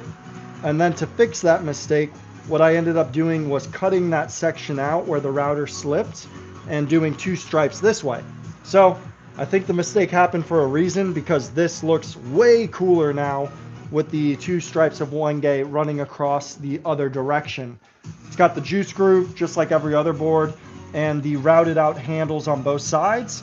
So now I'm just waiting on my legs to come in, and then we can get those installed. So that's that one. This one is the more luxurious, completely teak with Wenge mixed in, so 3 varying sizes. Little too close. I think I should have gone a little bit larger on this stripe right here, or smaller on this one. So be it. Beautiful, beautiful board. All of these are getting a tung oil finish, so I am 2 coats in, and we are going to do 1, probably 2 more coats of tung oil, and then 15 or more days of cure time. Same thing with the handles on this guy and the juice grooves. So this one is awesome. I can't wait to get the legs on that and see it when it's done. This is my more simple one. Very simple. So just 3 boards. I don't know what I was thinking. I really don't. I should have probably put another stripe, another color, something like that. But still gorgeous at the end of the day. Shit, there I go again saying that. Still gorgeous, but very, very, very simple on this one. And I think I will price it accordingly because of that. And then this one is one of my favorites. And this one is the Padauk and teak and beechwood running through it. And the Padauk on this one is just like so orange running down these 2 sides of the board. It is just incredibly cool. So I really, really, really like this board. And it's still one of my favorites. I can't decide which one I like more. If I like the simple, elegant teak, or if I like the teak mixed with the Padauk and the beech. They're both gorgeous though. And I can't wait for those brass legs to come in and install those on these guys. So these are super, super cool, and I put a lot of work into getting all 4 of these to where they're at. And then we have this one right here, which is the next one being worked on, and it is a teak mixed with beech, but I'm going to cut this guy down into smaller sections, reverse the pattern on each other or every other piece, and that's going to cause a brick and mortar look. So on our second glue up, we're going to glue in more beech strips that go all the way through this guy after we flip each piece to get that patterned look. So this one is going to be super, super cool, and hopefully we have it all glued up tomorrow, meaning that the next day we can begin the routing process and getting that board to take shape and take life. So that's going to be nice. At that point, I still need to, I think I'm tomorrow as well going to make some other kind of board. I don't know if I should do more of the Padauk. Like, what do you guys think I should produce a couple more of for the markets? I want to have a total of probably 8 cutting boards, and right now I have 5 after that one is complete. So I need 3 more designs, and I just kind of want to see what we can come up with. If we want to try some wave patterns, if we want to try some different designs. One of them that I was really thinking about trying, but I have to go get a little bit more of the darker wood, would be the 3D kind of cube cutting board. I think that would be awesome.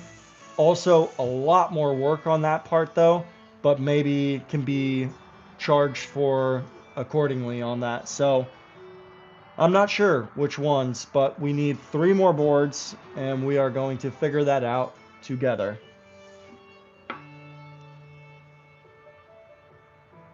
No problem, Benner. I'm just glad you're here, man. I'm just glad all of you guys are here. That's really cool. It's really awesome for me to see the support and talk with you guys. It's just awesome, and I'm cheek to cheek today. So I hope you all have a lovely, lovely day as well. You know, it's been an incredible day for me, and I'm just thrilled. I'm just thrilled. I have no words for it, and I was expecting none of this. So it's been, oh, that's kind of cool. It's been just a crazy day. Tomorrow the sandpaper bits for my Dremel come in, so I'll have more of those. I'll be able to shape these guys, get some oil applied to them, and start to shape the knives as well. There's just so much to do. There's so much to do, and we don't have that much time is what it feels like in the day, you know? So, all right, guys. Well, my daughter is about to be home. My wife just went to pick her up in a very quick rush, saying, oh my God, there wasn't enough time. So I think it caught her off guard. And I should have also probably been on the lookout for that time, you know, since I work here. But she was home, so I was just too excited. So yeah. But guys, I'm going to be getting off for today. I seriously can't thank you guys enough for everyone who showed up and said hello, stopped by, and yeah, I can't wait to get it going. Suzanne, I need to get your knife rebuilt so that we can get that blade up and going as well, because I was quite upset when it snapped, and I said, oh no, this is Suzanne's. And yeah, Jeff, thanks for stopping by, man. And I will catch you guys next time. It's been a pleasure. It's been a pleasure. Let's pop this guy off. Oh, cutting board. That's the power cord.